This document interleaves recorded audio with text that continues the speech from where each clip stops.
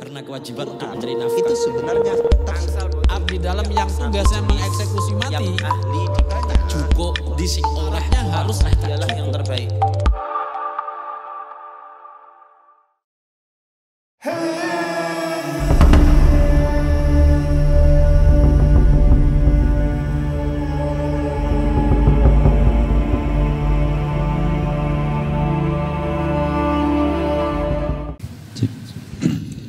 Bismillahirrahmanirrahim. Assalamualaikum warahmatullahi wabarakatuh. Alhamdulillahirabbil alamin. Puji syukur senantiasa kita panjatkan kehadirat Allah Subhanahu wa taala yang masih memberikan kita kesempatan untuk berjumpa setelah setahun yang lalu.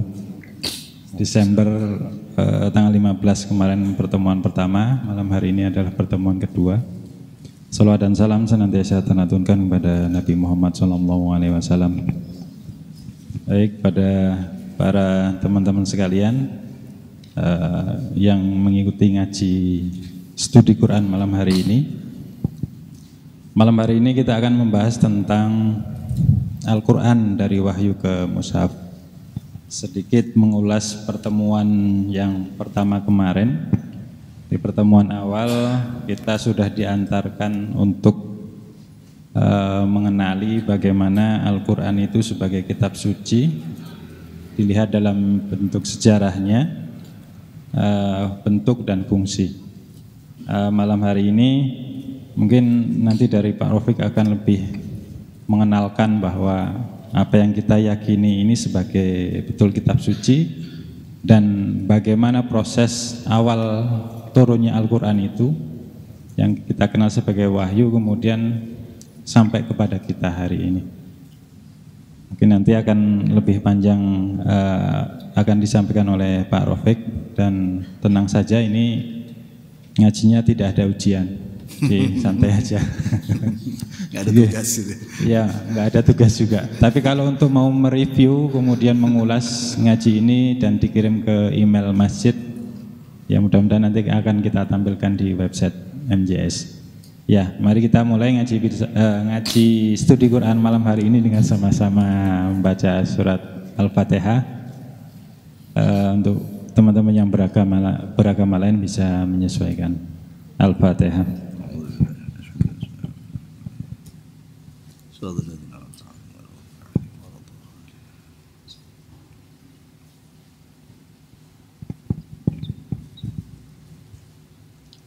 Selanjutnya kami persilakan kepada Pak Ahmad.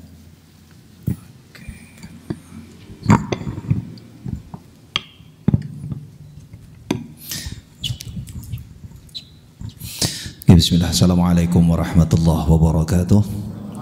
Bismillah, alhamdulillah, salatu wassalamu ala rasulillah Sayyidina Muhammad ibn Abdillah wa ala alihi wa sahbihi wa mawalah. Subhanaka la ilma lana illa ma 'allamtana innaka antal alimul hakim wa la hawla wa la quwwata illa billahil aliyyil azim. Allahumma iftah lana baba hikmatika wa anshur alaina rahmataka min khazaini rahmatika ya arhamar rahimin. Allahumma anfa'na bima 'allamtana wa 'allimna ma yanfa'una wa zidna ilma warzuqna fahma wa alhiqna bis salihin wa la hawla wa la quwwata illa billahil aliyyil azim. Wa ba'd. Hadratal mukarramin wal muhtaramin, para alim, para ustadz, mas, mbak, teman-teman sekalian, ngapunten, rodo capek malam ini. Alhamdulillah, sambil capek-capek Allah masih beri kesempatan kita kumpul ngobrol malam hari ini. Ngapunten, saya enggak nyiapin slide itu, tapi saya bawa buku malam ini, Kalamullah Al-Janibus Syafahi min Az-Zahiratil Quraniyah, bukunya Muhammad Karim Kawaz. Saya tidak baca keseluruhan buku ini, bacakan sebagiannya saja. Oke. Jadi seperti disampaikan Mas Wahid tadi, ketika tahun kemarin ya, benar ya?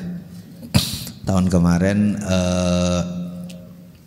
kita mulai pembicaraan dengan 3 aspek atau 3 ranah yang biasa digunakan, biasa jadi topik pembicaraan di dalam kajian kitab suci secara umum.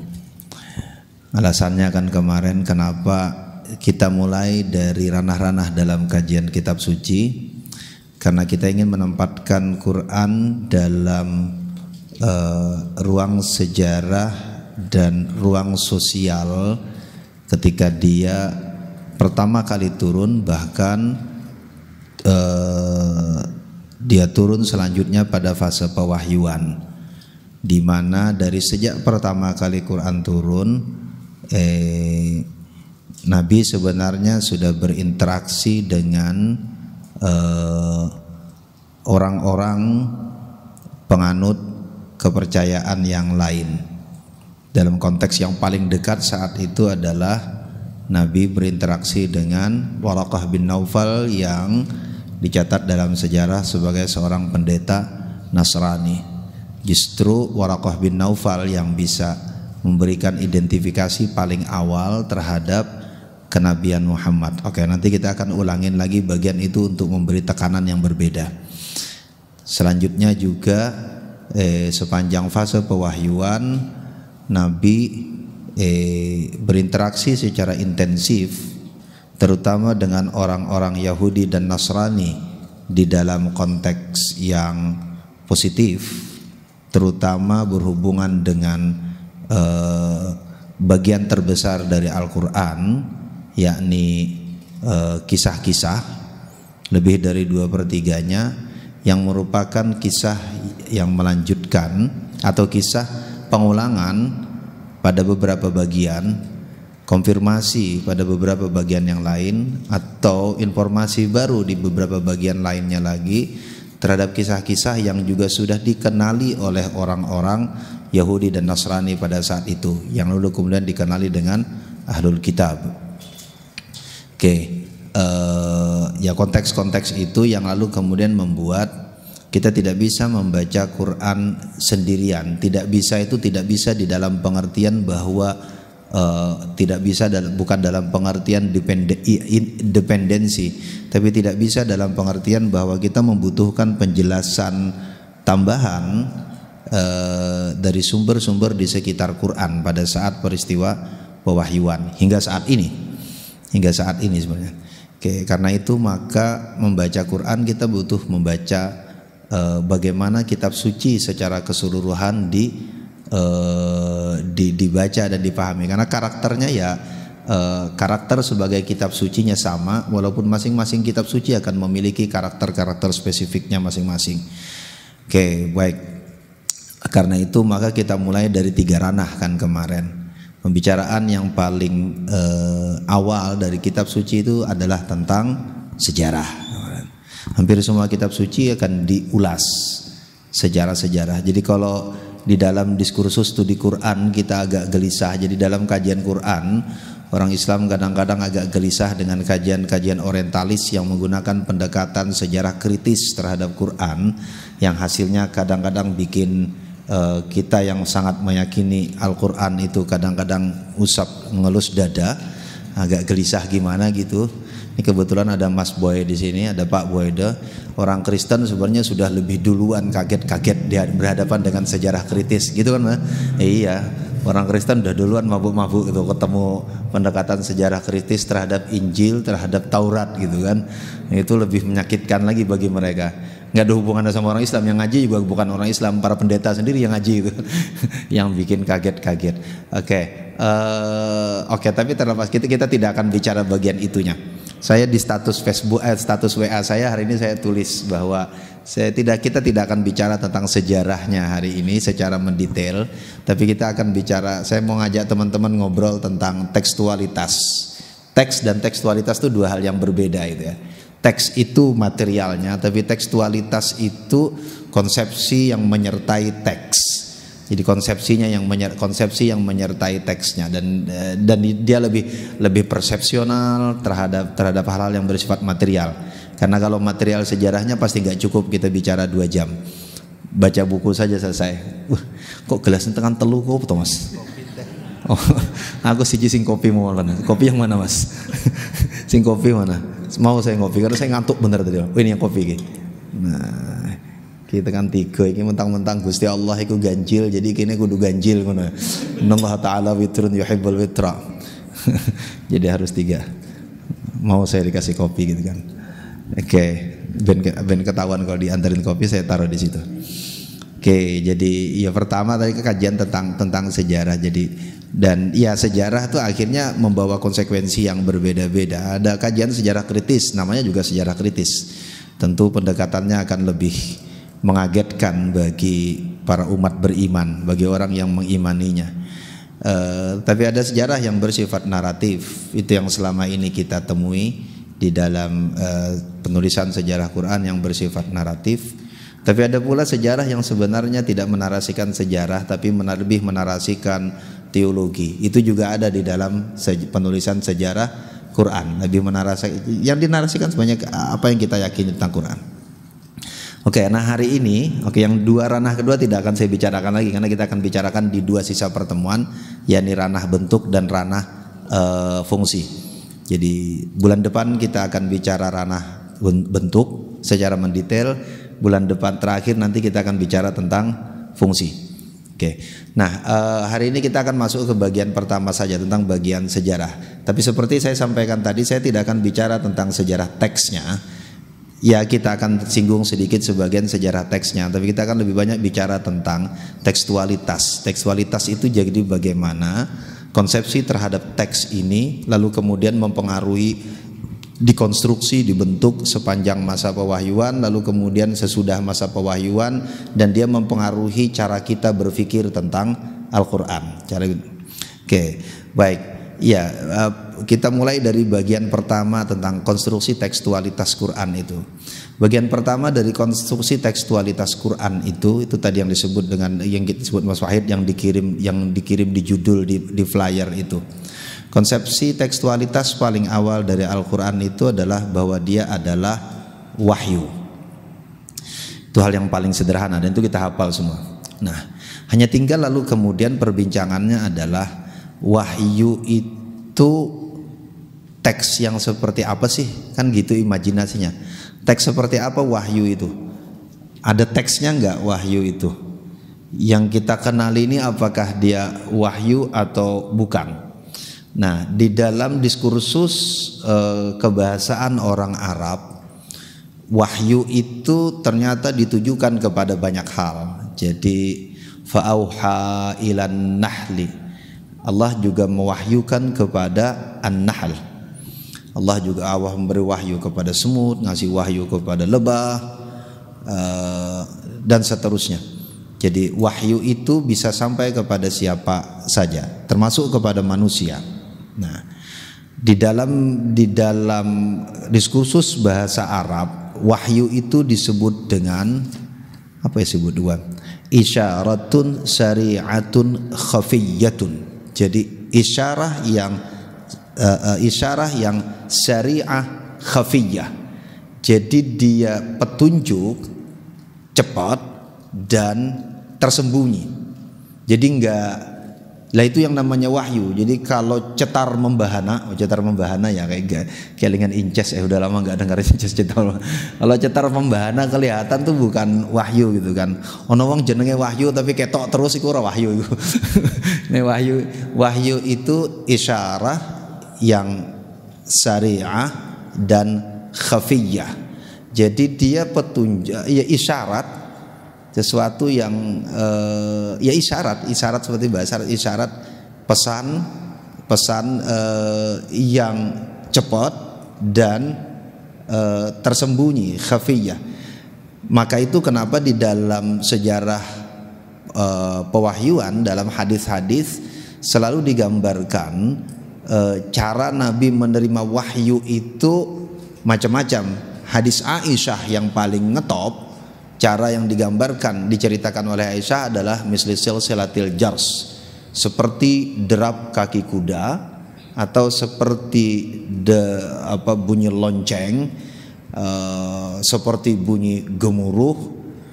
Tetapi bukan bunyi-bunyian itu yang sebenarnya wahyu, tetapi begitu cepatnya sampai lalu kemudian pendengaran awam itu tidak bisa mendeteksi bentuknya kecuali orang yang menerimanya.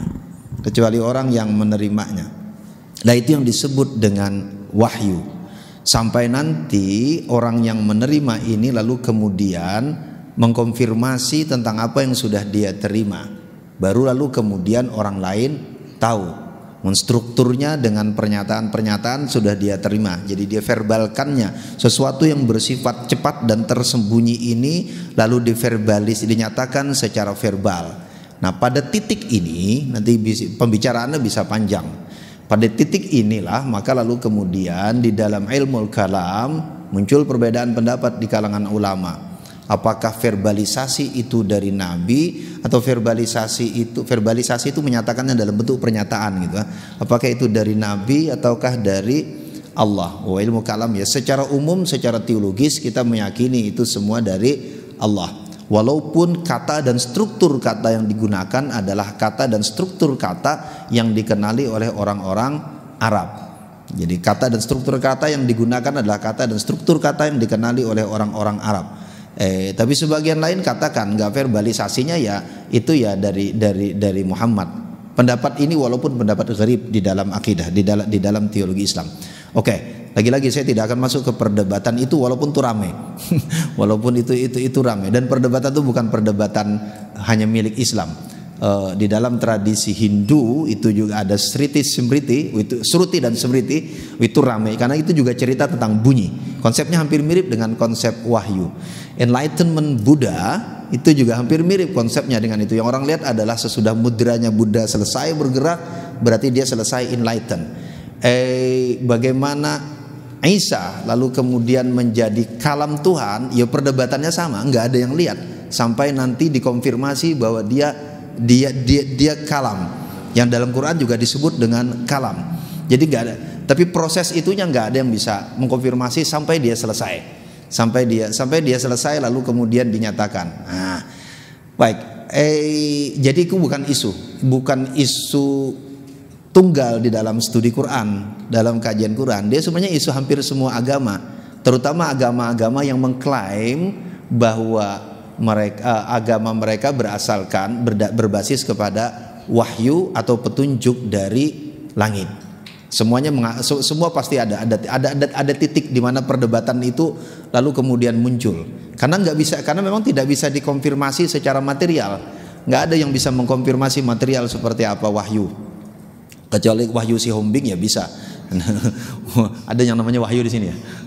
Kalau itu bisa dikonfirmasi secara material, dia hadir atau tidak gitu kan. Oke, baik.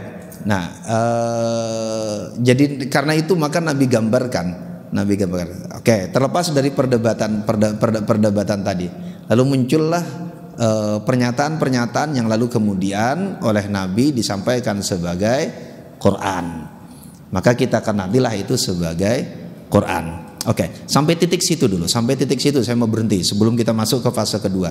Nah, bagaimana orang-orang, pertanyaan pentingnya adalah, kan kalau kita kembali ke sejarah, pertama dulu Nabi Sallallahu Alaihi Wasallam menceritakan pertemuannya dengan Jibril. Hadisnya tahun kemarin kita udah cerita hadisnya. Jibril, lalu kemudian Jibril bilang sama Nabi, Iqra ma ana biqari'in faghattani. Lalu kemudian nggak bisa baca ya Muhammad, aku nggak bisa baca, kata Nabi. Dipeluk sama Jibril, suruh baca lagi, aku nggak bisa baca, kata Nabi. Faghattani thaniyan, baca kata Jibril, aku nggak bisa baca, kata Nabi. Ma ana biqari'in. Walaupun di dalam syarah hadis juga muncul lagi perbedaan syarah tentang apa yang dimaksud dengan ma ana biqari'in. Apakah ma-nya itu istifham atau ma lin nafyi? Ini bertanya apa yang kudu baca, tapi sebagian besar pensyarah yang menyepakati yang dimaksud itu adalah ma lin nafyi. Aku nggak bisa baca, kata Nabi. Walaupun kalau tapi guyonan jangan deh, nanti jadi ijazah yang buruk gitu kan. Sebagian bilang ma'ana biqari'in, Nabi dari dulu nggak mau merokok gitu kan. Ma'ana biqari'in, aku tidaklah berokok gitu kan. Nggak. Itu jadi dalil nggak boleh merokok gitu kan. Tetapi nanti yang merokok ada dalilnya juga, warka'u ma'ar raki'in, kan gampang deh merokoknya. Merokoklah bersama para rokok gitu kan gampang dalilnya. Ku podo-podonya rebutan dalil itu. Ini kayak uang zaman sakmene kan rebutan dalil kan. Saya sambil jalan tadi serius, saya sambil jalan tuh iseng-iseng yang kalau tergantung. Kadang kalau lagi hati lagi gundah yang tak dengerin Oma Irama gitu kan. Atau kalau lagi capek yang tak dengerin Gus Baha, ya bukan lagu. Nah, tadi sambil berangkat saya dengerin Gus Baha gitu kan. Pas ndilalah karena bagian Gus Baha sing cerita iku loh. Ini dalilnya sahih kata Gus Baha, langsung dibilang sama Gus Baha. Ya karena saya ngomong sama orang kota tuh kan kadang-kadang begitu, sok nanya-nanya hadisnya sahih apa enggak gitu. Padahal dibilang sahih, jauh dia enggak tahu hadis sahih itu kayak apa gitu kan. Timbang tanya doang gitu kan. Kayak banget tanya. Kalau dibilangin tanya hadisnya sahih apa enggak, dibilangin beneran juga sahih. Oh, lah iya manggut-manggut aja juga gitu. Ngapain pakai tanya gitu. Oke. Kan pertanyaannya sederhana. Yang bisa mengkonfirmasi pertama seorang Nasrani, Waraqah bin Naufal. Tapi Nabi sendiri tahu bahwa itu makhluk bukan manusia. Yang memeluk Nabi ini tadi. Pernyataan yang disampaikan juga diingat oleh Nabi. Lalu kemudian menjadi surah Al-Alaq ayat 1 sampai 5. Yang wahyu pertama itu. Jadi pernyataannya diingat Nabi, orang yang mengkonfirmasi seorang Nasrani. Lalu kemudian muncul lingkar pertama Nabi, Khadijah, Ali dan siapa? Ziyad. Ngapunten, Zaid ya benar ya. Maula anunya Nabi yang anak angkat Nabi pertama itu siapa? Zaid bin Harithah, benar ya? Ya Zaid bin Harithah. Ngapunten enggak dibetulkan kalau saya salah. Lingkar pertama, nanti kan fase selanjutnya baru ada Abu Bakar, fase selanjutnya baru ada Umar. Lalu kemudian akhirnya mereka mengenali itu sebagai wahyu. Sampai turun surah kedua. Surah kedua, sebagian besar ulama menyepakati surah kedua adalah bagian awal dari surah Al-Qalam. Surah Al-Qalam.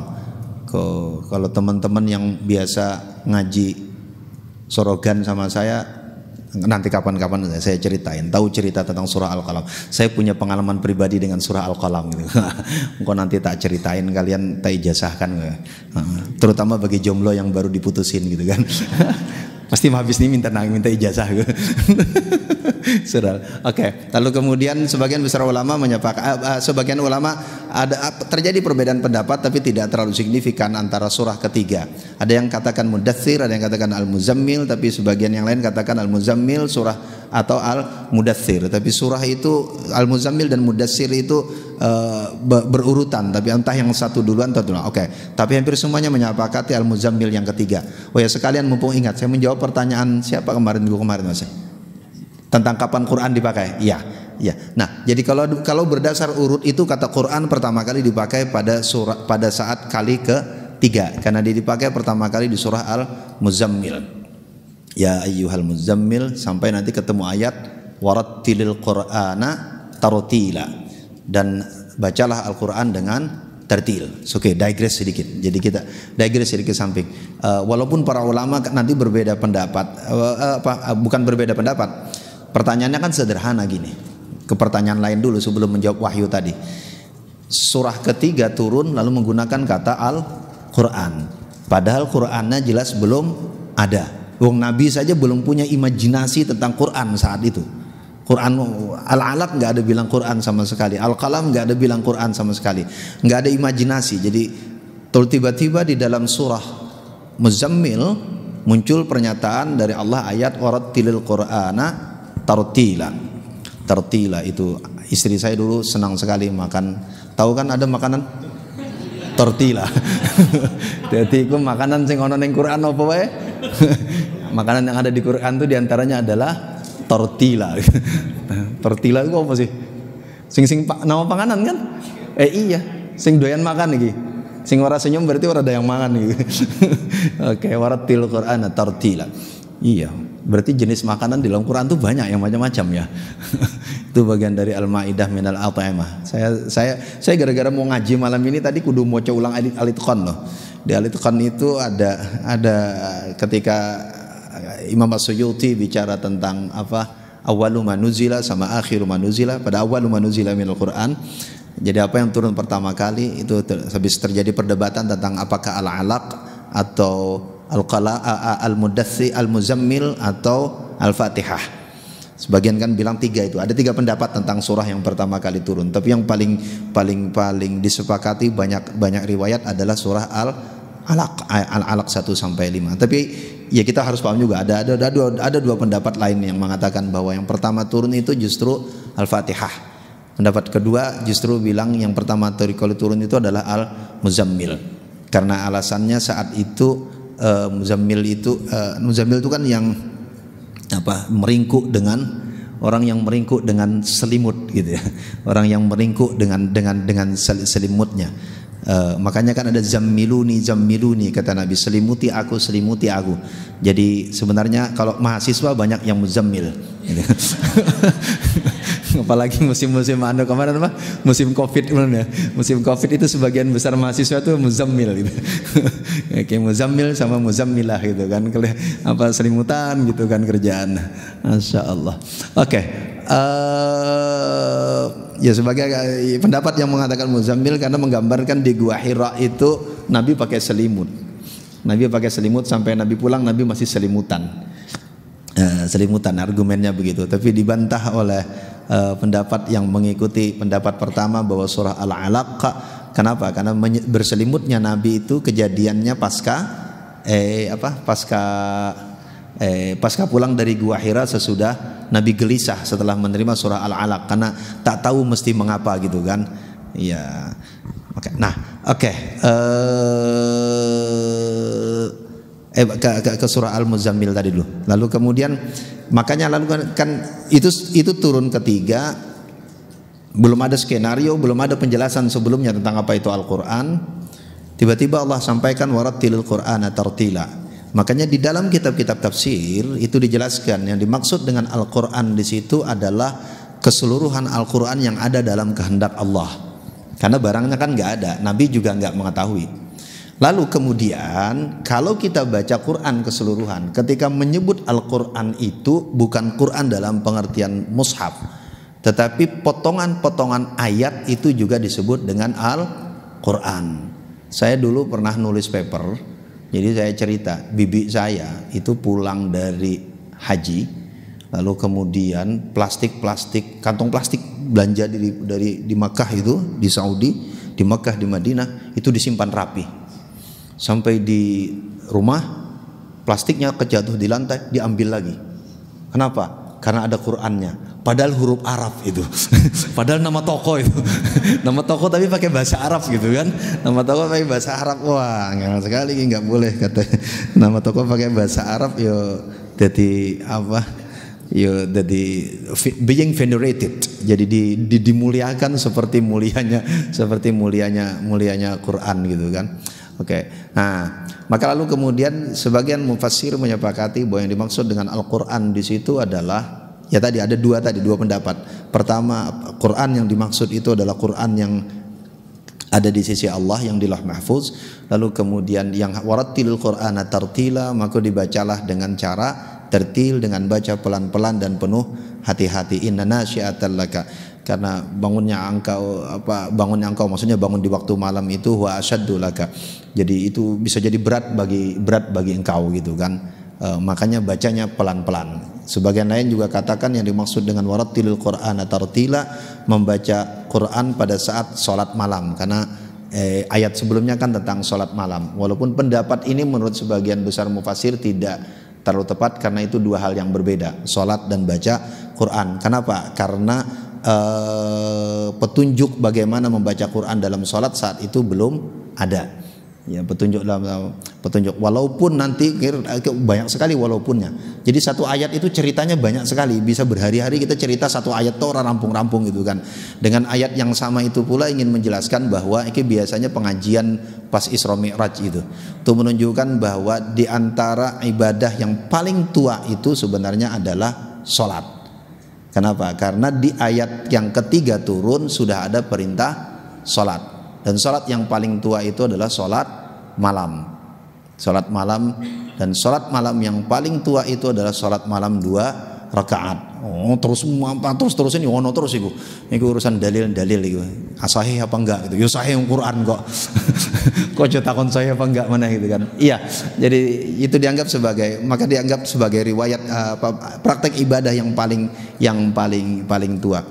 Oke, nah atau yang terakhir tadi mengatakan pendapat bahwa yang dimaksud waratil Qur'ana tartila itu adalah Quran itu ya setiap bagian Quran itu adalah Quran. Jadi satu ayat itu ya Quran. Jadi kalau orang dulu menyebut Quran itu ya bukan dalam imajinasi Quran keseluruhan. Ya satu ayat itu ya Quran. Maka waratil Qur'ana tartila, bacalah Quran walaupun bacaan-bacaan sedikit tapi bacalah dengan tartil, jangan buru-buru. Jadi kalau guyonannya tadi berarti kalau makan tortilla tidak boleh buru-buru gitu kan. Kan gitu kan, karena bacanya nggak boleh buru-buru. Oke, balik ke pertanyaan awal tadi. Jadi bagian pertama tadi kan tentang wahyu. Lalu kemudian pertanyaannya, kenapa mereka bisa meyakini itu wahyu? Kan ini kan sesuatu yang cepat. Lalu kemudian hanya orang yang menerima yang bisa mengenali tanda-tandanya. Lalu kemudian hanya orang yang menerima yang bisa lalu kemudian mengkonfirmasi, lalu menyampaikannya kepada orang lain bahwa dia menerima wahyu. Tetapi pada saat yang sama orang lain tanpa melihat tanda-tanda itu, tanpa tentu menyaksikan proses informasi yang begitu cepat ini tadi, ketika informasi itu disampaikan mereka bisa menerimanya. Kan gitu kan? Satu. Kedua, apakah itu kalau jadi kan persis Nabi tadi kan, Nabi terima wahyu nggak ada yang lihat. Gejalanya tidak ada yang lihat. Tapi setelah Nabi sampaikan, orang yang mendengar cerita Nabi tentang gejala itu, apakah panas dingin atau gejala seperti bertemu Jibril tadi yang dipeluk, lalu menyampaikan kalau Nabi menerima wahyu, menerima itu, lalu orang yang mendengar, yang bisa mengenali lalu bisa langsung ikut mengkonfirmasi, oh kalau itu wahyu, padahal dia nggak ngalamin kan.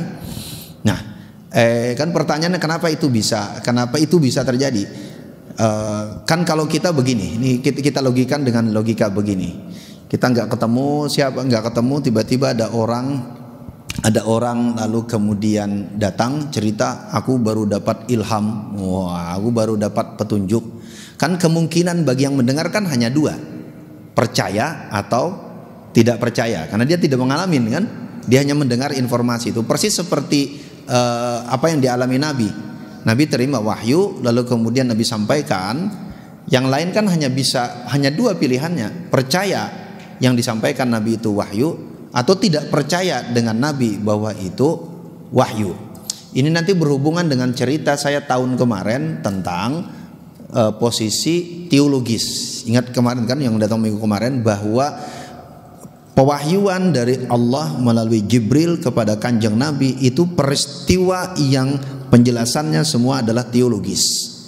Yang historis dan sosiologis itu ada dari Nabi ke sahabat.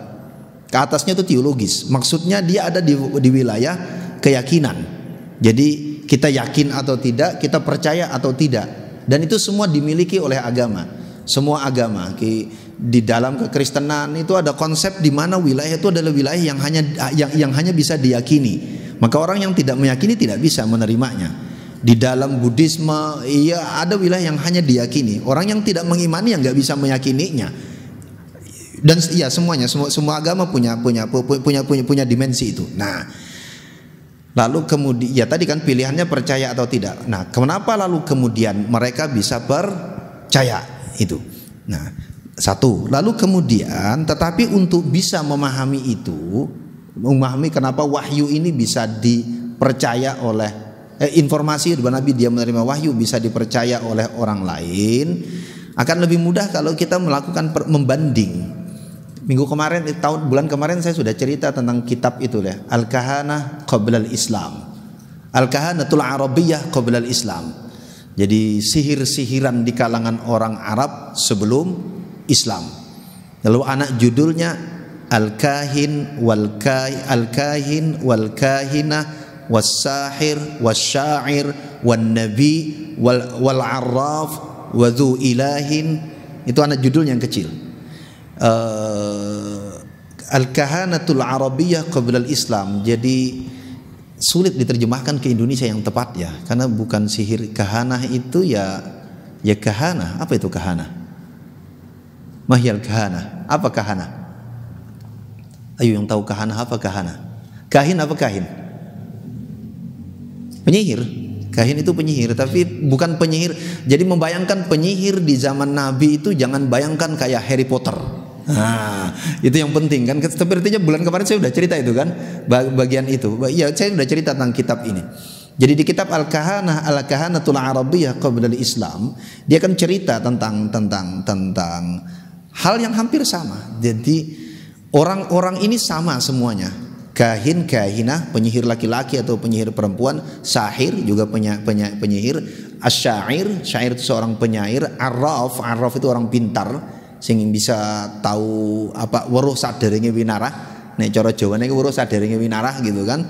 Tahu sebelum dia atau orang yang bisa membaca tanda-tanda, atau nek cara Jawa iku napa titen, wong sing duwe ilmu titen gitu kan.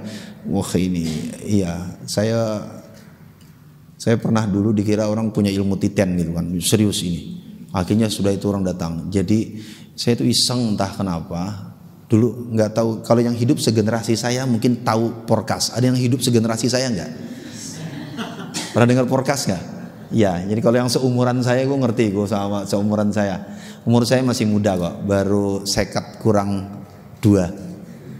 50 kurang 1 gitu. 50 kurang 1. Iya bener ya, 50 kurang 1 ya umur saya.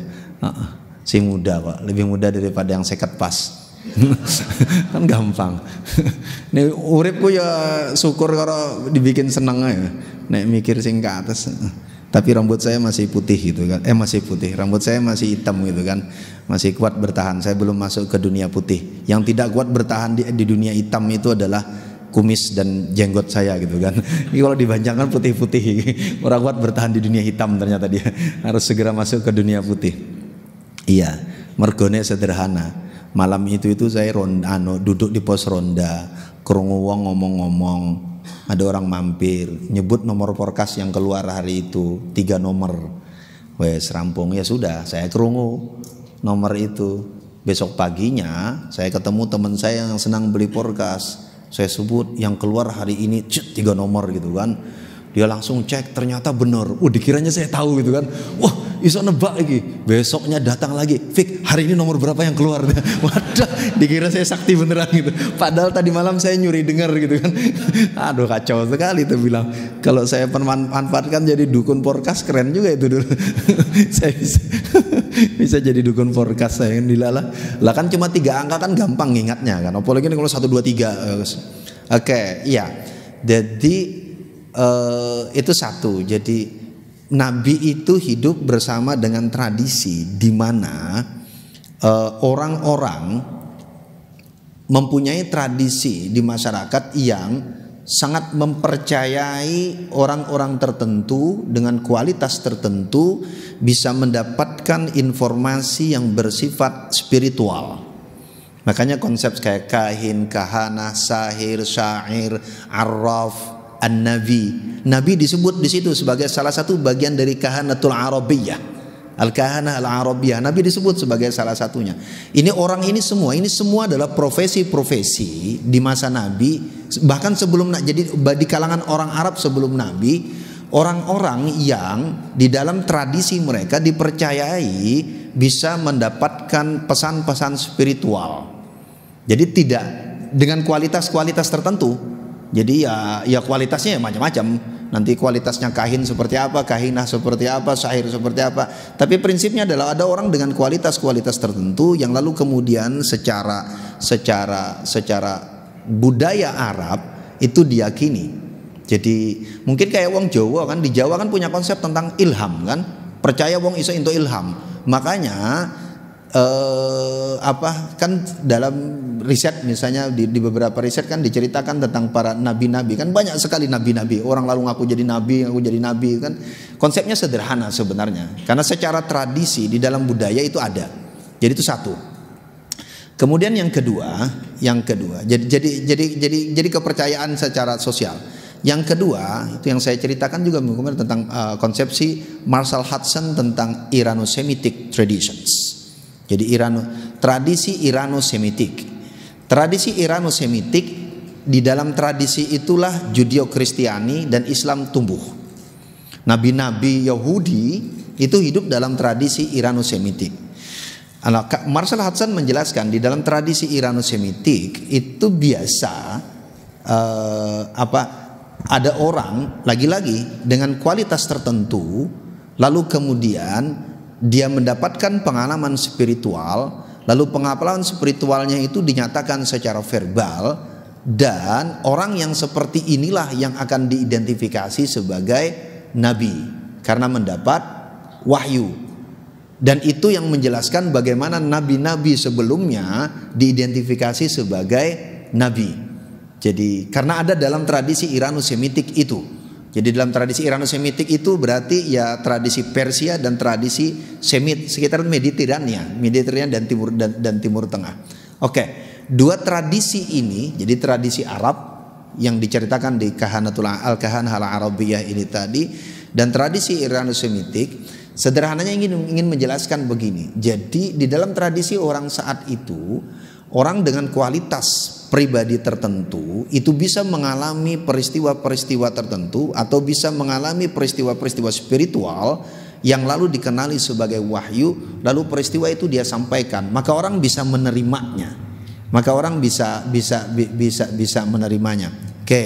Nah, karena alasan itulah makanya lalu kemudian kenapa pewahyuan itu bisa diterima dan diidentifikasi. Ketika Nabi hijrah ke Madinah, orang yang paling banyak mengikuti dan percaya adalah justru dari awalnya dari orang-orang Yahudi. Karena secara konseptual konsep itu diterima. Konsep itu juga ada dalam keyakinan mereka. Oke, itu satu penjelasannya. Kenapa wahyu itu lalu kemudian jadi, nah ini yang saya sebut dengan tekstualitas tadi. Jadi tekstualitas wahyu yang berbentuk teks. Jadi tekstualitas wahyu itu dia tidak berdiri sendiri, dia sebenarnya dibentuk karena ruang dan waktunya.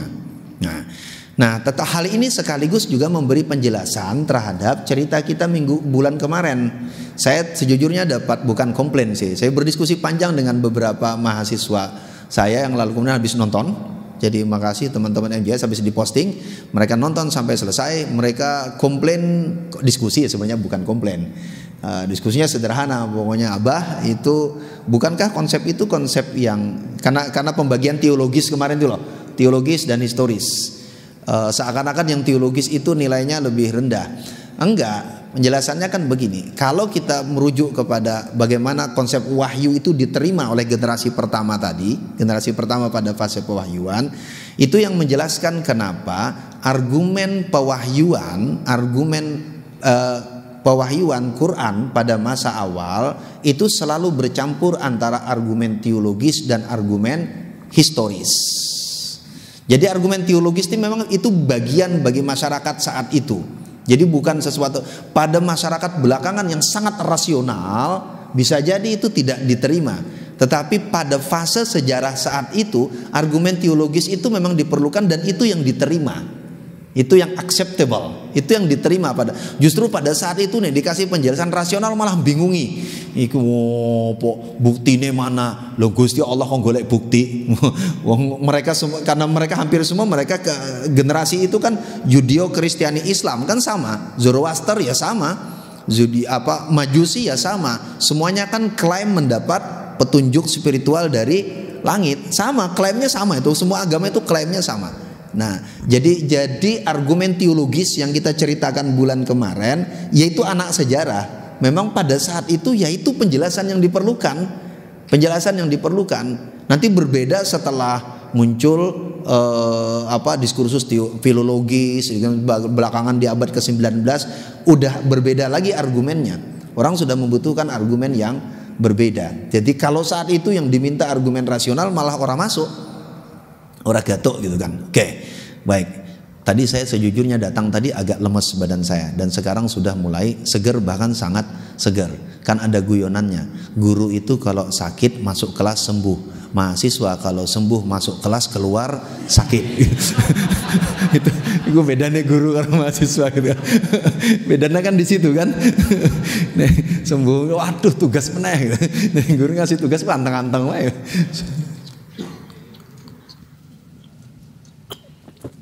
Kita ijazahi ya. Saya punya ijazah dari guru saya. Tiap kali mau, saya sering ceritakan ya. Saya dulu tanya guru saya, tiap kali mau minum itu mulutnya bergerak.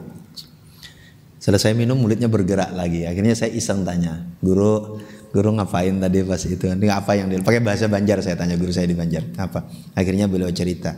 Enggak, katanya sederhana. Setiap kali beliau mau minum, beliau baca salawat 3 kali. Selesai minum, beliau baca lagi salawat 3 kali. Jadi sekali beliau nyeruput itu salawatnya 6 kali. Jadi tapi enak, uangnya panjang umur. Sekarang umur beliau sudah 86. Perokok, tapi sudah berhenti kok merokok. Merokoknya berhenti sekitar mungkin 5 tahunan yang lalu katanya. Sampai rumah masih merokok itu kencang badannya. Ya mudah-mudahan Allah beri beliau umur panjang. Saya tiap kali pulang pasti nengok beliau. Jadi air itu jadi rasanya kayak opo gitu memang. Tapi enggak usah, saya tidak sampai pada ilmu minum air putih, minum bir lalu rasa air putih gitu kan. Nah itu ilmu saya nggak sampai gitu. Walaupun saya tahu ada yang bisa melakukan itu dan beri penjelasan. Dan jangan tanya via caranya, saya nggak tahu itu. Nah saya kopi ya tetap kopi gitu kan. Hanya bedanya ya kopinya, saya senang gitu. Kopinya kopi pahit penak gitu. Nggak pakai gula kan? Oke, sip. Oh, senang saya gitu. Sesuk kopi mana mas? Sen kopi. Iya, adjust to gum gitu. Itu apa yang gue ngelakuin. Jadi mau coba salawat dengan cara sederhana. Oke, baik. Itu satu. Ini baru satu kan, baru konsep wahyunya. Jadi dari konsep wahyu itu, oke, dah selesai. Nabi terima wahyu. Yang kedua, sesudah Nabi menerima wahyu, lalu kemudian Nabi sampaikan secara verbal. Tadi terlepas dari perdebatan tentang yang verbalisasi ini dari Nabi atau dari Tuhan, dari Allah. Perdebatan itu selalu muncul di dalam ilmu kalam. Yang pasti diverbalkan dalam bentuk ayat-ayat yang kita dengar, menggunakan bahasa Arab, menggunakan struktur yang dikenali oleh orang Arab. Yang kedua, bentuk pertama dari, kita kemarin cerita bentuknya, nanti pertemuan yang akan datang kita elaborasi lagi. Bentuk pertama dari teks Quran itu adalah lisan. Itu yang sebenarnya dielaborasi oleh buku yang saya baca ini. Kalamullah rajadi musyafahi minadz zahiratil Qur'aniyah. Kalam Allah sisi kelisanan dari fenomena Al-Quran. Muhammad Karim Kawas. Jadi bentuk pertama dari teks Quran itu adalah lisan. Walaupun di dalam sejarah kita bisa ketemu bahwa bersamaan dengan fase kenabian, late antiquity, itu kan masa klasik akhir. Pada masa klasik akhir itu tulisan-tulisan lain sebenarnya sudah banyak di sekitar Nabi. Skrip-skrip itu sudah dikenal. Hebrew sudah ada skripnya, gitu kan. Nah, bahasa Ibrani sudah ada skripnya. Arab juga sudah ada skripnya. Jadi skripnya, tulisannya gitu kan. Syriak juga sudah ada skripnya. Jadi pada masa late antiquity, pada masa klasik akhir itu kan abad ke-7, itu bersamaan dengan Nabi menerima. Skrip itu sudah dikenal. Orang sudah mulai mengenal skrip. Bahasa-bahasa yang lain juga mengenal skrip. Arab juga mengenal skrip. Hanya bedanya nanti ada skrip yang sudah mulai kompleks, ada skrip yang masih sangat sederhana. Skrip tulisan Arab itu temuan-temuan arkeologis menyatakan bahwa dia masih berbentuk sangat sederhana. Kenapa itu penting menegaskan? Karena untuk menegaskan bahwa jadi sampai selesai masa pewahyuan sekitar 22 tahun itu, bentuk pertama dari Quran itu adalah bunyi. Nah, bunyi ini lalu kemudian membangun tekstualitas yang berbeda dengan tulisan tentu saja. Kenapa? Karena bunyi-bunyian itu berbasis sepenuhnya kepada konteks pada saat pewahyuan itu berlangsung. Bulan kemarin kita udah elaborasi yang bagian ini kan? Ya. Ya benar, udah kan? Ya. Jadi pada ketika dia berbentuk bunyi, maka tekstualitasnya akan berbeda dengan bentuk tulisan. Jadi pertama, konstruksinya jelas sangat ditentukan oleh sistem fonologi di mana orang membunyikannya. Nah, keterikatan dengan sistem fonetik Sistem fonetik, sistem bunyi ini, yang sistem fonetik itu kan bunyi-bunyian itu loh. Jadi orang Sunda dan orang Jawa itu skripnya dekat, hurufnya juga sama. Hurufnya sama nggak sih? Tetapi sistem fonetiknya berbeda. Yang satu baca Hono Coroko, yang satu baca Hana Caraka. Yang satu bilang fa, yang satu bilang pak. Walaupun nggak ada di situ ya, nggak ada. Kan saya sering guyonin teman-teman, nggak ada yang masih ada imam, ada teman gini orang Sunda. Saya sering guyonin teman-teman orang Sunda kan. Fa'alafa baina qulubikum. Enggak, Anda lihat aja, saya beberapa kali ceramah ada di YouTube itu pakai cerita itu. Fa'alafa baina qulubikum, sama gurunya diajarin fa'alafa baina. Fa'alafa, udah hanya kayak pelan-pelan kata gurunya. Fa katanya. Fa'al, udah bisa kan? Fa'alafa.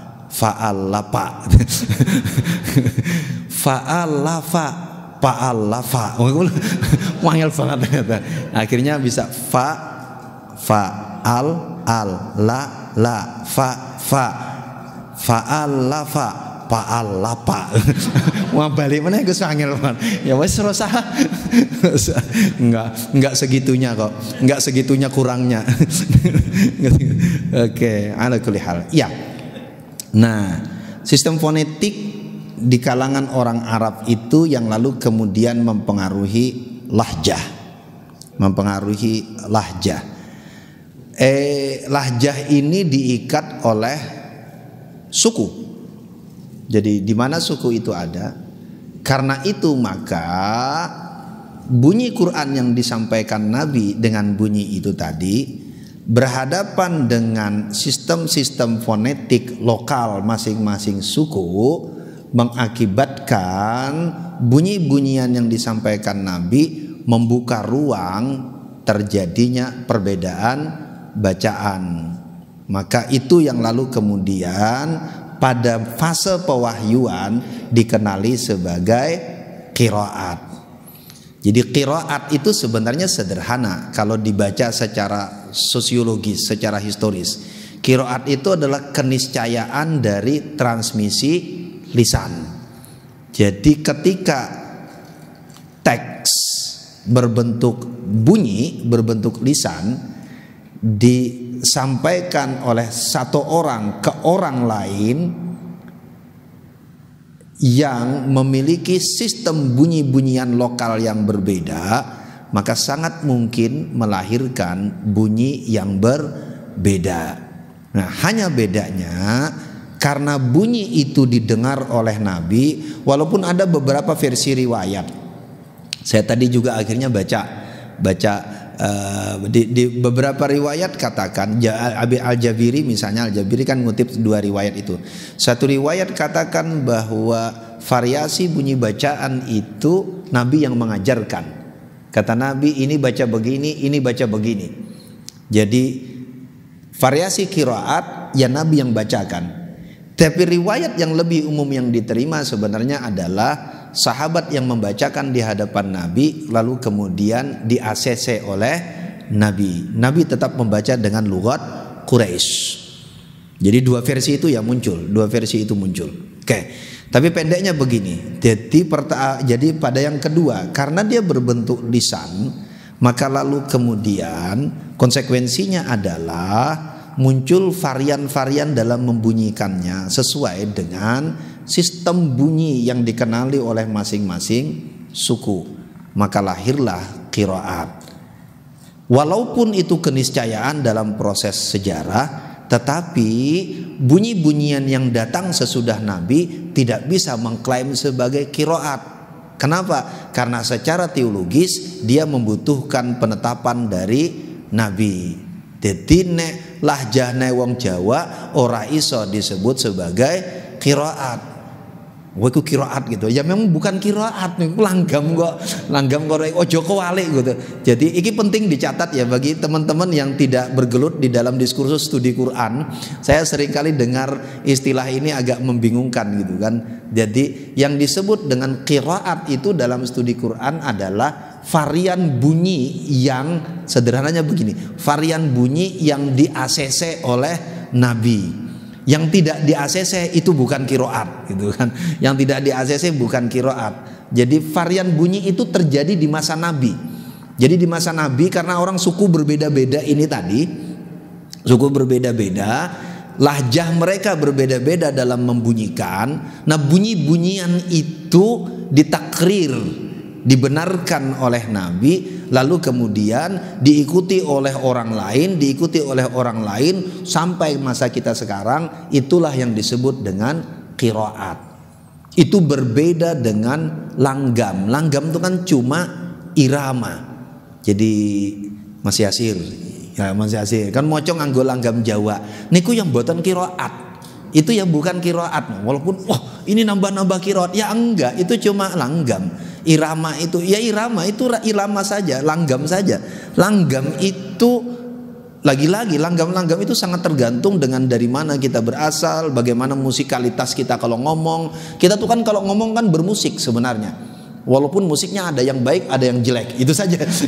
Itu aja bedanya gitu kan. Kita tuh bermusik kalau ngomong. Ini cara saya ngomong ini, kalau ada orang isi di sini dan orang musik, rekamannya nanti dia bisa bikin notasinya gitu kan. Wah, iramanya. Ya tadi ada yang iramanya jelek, ada yang jelek sekali.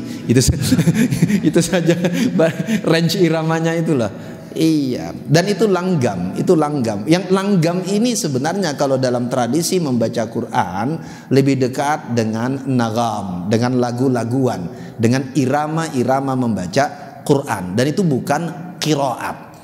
Jadi qiraat itu sudah by definitions, walaupun secara literalik artinya bacaan qiraat itu, tetapi di dalam diskursus studi Quran dia sudah diberi definisi tertentu.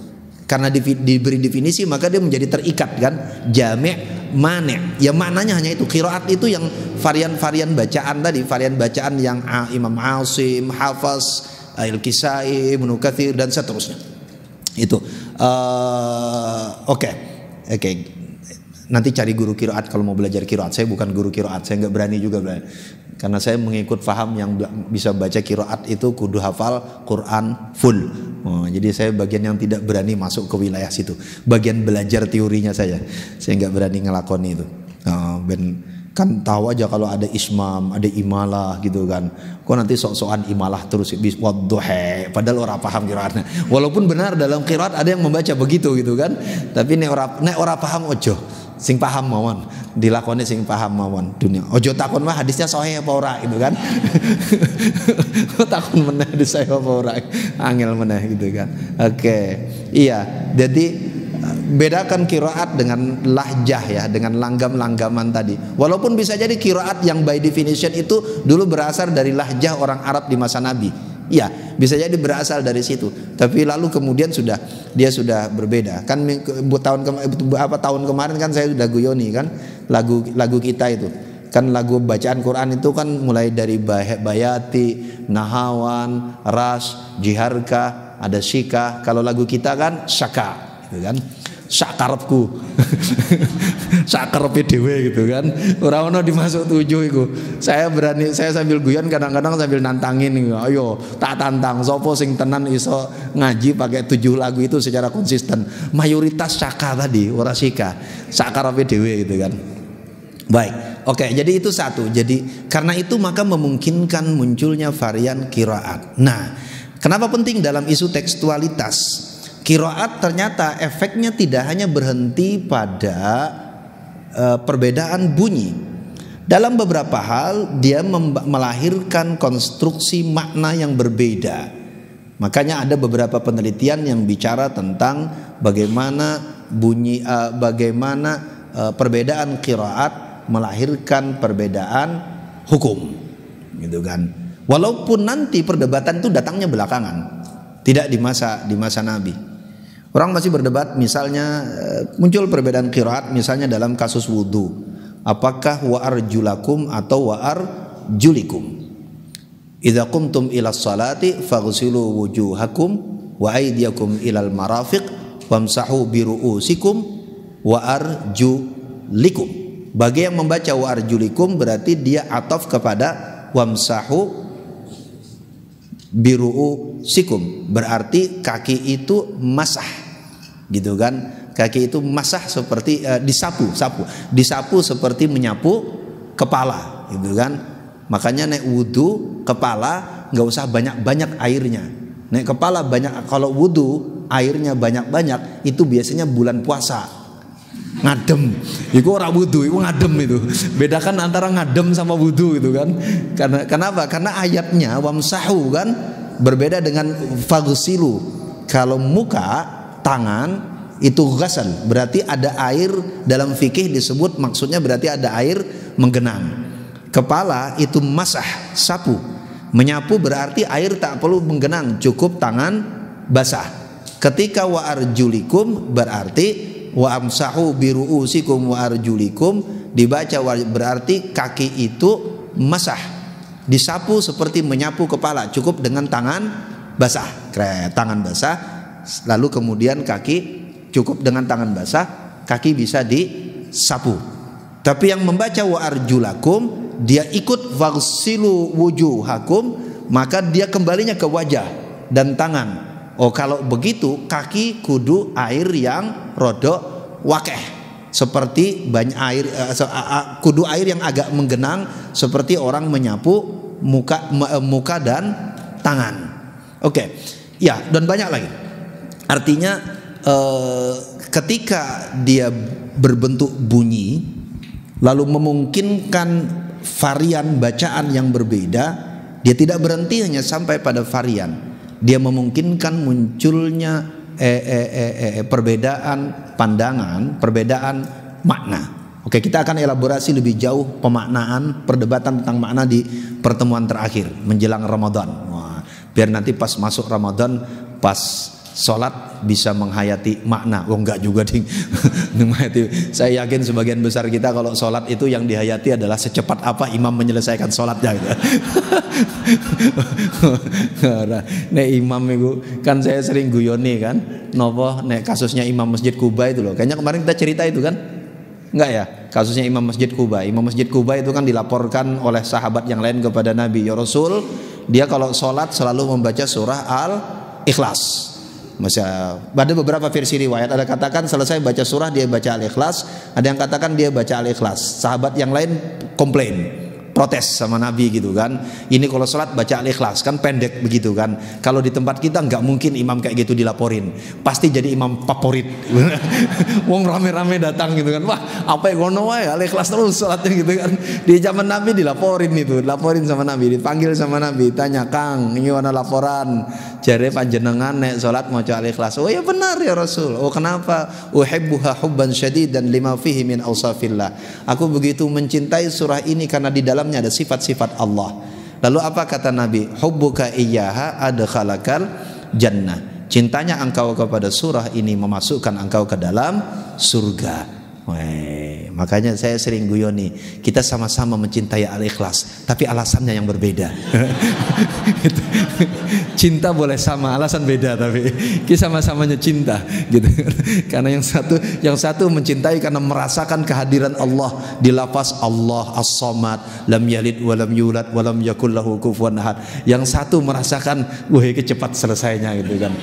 Makanya jadi itu penjelasannya sederhana, bahwa cinta itu tak bisa diukur dengan materi. Materinya sama-sama Al-Ikhlas, tapi rasa cintanya berbeda, gitu kan. Kan gitu ukurannya. Oke, ala kulli hal. Oke, kita akan bicara itu nanti di pertemuan keempat. Oke, jadi yang kedua tadi kelisanan. Jadi kelisanan, dan dia akan mempengaruhi bagaimana teks itu diterima akhirnya. Jadi tekstualitasnya juga. Oke, dah selesai. Nah, tetapi masuk kita ke fase ketiga, ke bagian ketiga. Pada masa pewahyuan, Nabi selalu berpesan. Kata Nabi, la taktubu anni ghairal Qur'an wa man kataba anni ghairal Qur'an falyamhuhu. Jangan menulis dari aku selain dari Quran. Siapa yang menulis selain Quran maka hapus. Banyak penjelasan terhadap pernyataan Nabi ini. Penjelasan yang paling mendasar diantaranya, yang paling umum dipahami adalah kekhawatiran adanya ikhtilat, percampuran, tercampurnya tulisan Quran yang di tangan para sahabat dengan tulisan Quran, tulisan lain selain dari Quran, selain dari Quran. Dan ini hadis ini secara epistemologis akan berpengaruh sangat kuat terhadap tradisi hadis dari masa Nabi dan sesudahnya. Engkau kapan-kapan, karena kan kita ngaji Quran bukan ngaji hadis. Jadi tidak, tapi dia sangat berpengaruh kuat nanti kalau kita baca riset-riset awal, riset-riset mutaakhir tentang sejarah intelektual, sejarah sosial hadis. Hadis Nabi tentang larangan menulis ini mempengaruhi proses epistemologis, konstruksi kajian-kajian hadis, bahkan konstruksi hadis sesudahnya. Oke. Nanti kalau ada waktu saja kita bicara. Saya skip itu ke pinggir. Sekarang saya mau kita jadi Nabi menyatakan itu. Pernyataan Nabi ini menjelaskan dua hal sekaligus, walaupun banyak. Setidaknya menjelaskan dua hal. Yang pertama, kekhawatiran tentang ikhtilaf, ketercampuran tadi sebenarnya berhubungan dengan konsep skrip, konsep tulisan yang dikenali pada saat itu.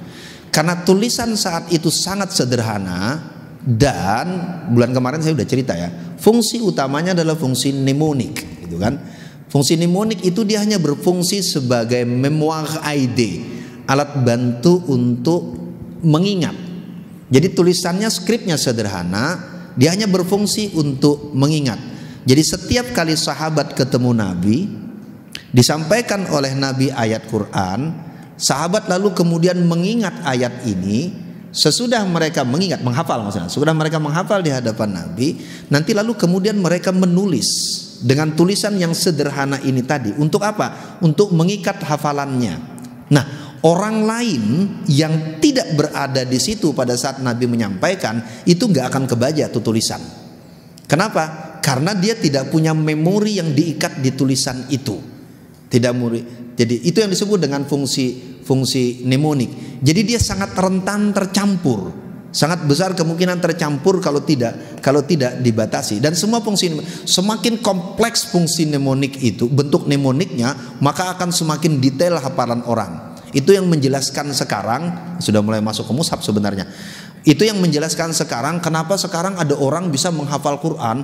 Oh ya, ini halaman sekian, baris sekian, pojok atas, pojok bawah. Oh, kan ada yang bisa menghafal begitu kan? Kenapa? Karena memang fungsi mnemoniknya sudah lebih kompleks. Tidak sesederhana dulu. Dulu nggak ada aturan sehalaman berapa baris. Sak tulisnya mawon. Berhentinya di mana juga sak berhentinya para penulis. Kalau sekarang orang menulis dengan berapa? 15 baris halaman. Itu 15 baris sekarang pakai pojok. Sebelum 15 baris, kalau generasi saya ngaji masih pakai yang 18 baris sehalaman. Masih ketemu nggak yang 18 baris halaman? Nah, itu kan nggak ketemu kan? Generasi saya masih yang 18 baris sehalaman, dan Qurannya disebut Quran Bombay. Nggak ada hubungannya sama bawang Bombay. Tapi memang gemuk-gemuk kayak bawang Bombay tulisannya. Pernah lihat nggak tulisan Quran yang gemuk-gemuk itu loh? Tebal-tebal. Kayak kalau ngaji turutan tuh, turutan Janul tuh tebal-tebal. Itu huruf Bombay namanya. Disebut dengan Quran Bombay. Karena itu cetakan edisi Bombay. Itu masih 18 baris sehalaman. Akhir halaman belum tentu akhir ayat, gitu kan? Jadi ora iso wong zaman samono ngapal ke Quran halaman segini, akhir ayatnya pojok bawahnya, karena pojoknya itu di tengah-tengah ayat. Maka orang zaman itu ngapal Quran ditakon nomor ayat wae, panjenengan takon saya Al-Ikhlas ayat 18. Ayo. Ulu ya saya raono. Al-Ikhlas kok mikir gitu kan, apa sing 18. Iku sing salah sing takon apa sing ditakon gitu. Panjenengan takon saya hafal Yasin. Tapi panjenengan tanya sama saya, Yasin ayat 7. Tak mau coke dari awal. Yasin wal Qur'anil Hakim. Tak hitung gitu kan, tak hitung. 7 itu masih agak depan ya, panjenengan takon Yasin ayat 53. Yang teni tak mau coke dari depan gitu. Yasin wal Qur'anil Hakim. Kenapa? Karena fungsi mnemoniknya tidak kompleks. Nggak kompleks. Ya, semakin kompleks itu semakin detail ingatan orang. Jadi semakin kompleks, dia semakin detail. Makanya kita ketemu mushaf sekarang kan ganti ayat, ganti warna. Oh, semakin ingat, semakin mudah orang mengingat. Oke, saya balik ke generasi awal di masa Nabi tadi. Jadi di masa Nabi SAW Nabi melarang tadi, larangan tadi sebenarnya berhubungan dengan posisi mnemonik dari teks ini tadi. Jadi orang tidak bisa menghindarkan ikhtilat karena ya teks ini menjadi andalan orang untuk mengingatnya. Oke. Nah, lalu kemudian yang kedua, karena dia fungsi mnemonik mengikat ingatan ini tadi, maka pada saat yang sama tulisan pada saat itu juga menjadi teks yang terbuka. Jadi berhubungan dengan yang pertama tadi, terbuka dalam pengertian dia memungkinkan untuk melahirkan bunyi bacaan yang berbeda. Jadi lagi-lagi qiraat itu di satu sisi dia keniscayaan terhadap penyampaian secara lisan, tapi pada saat yang sama dia juga diberi ruang.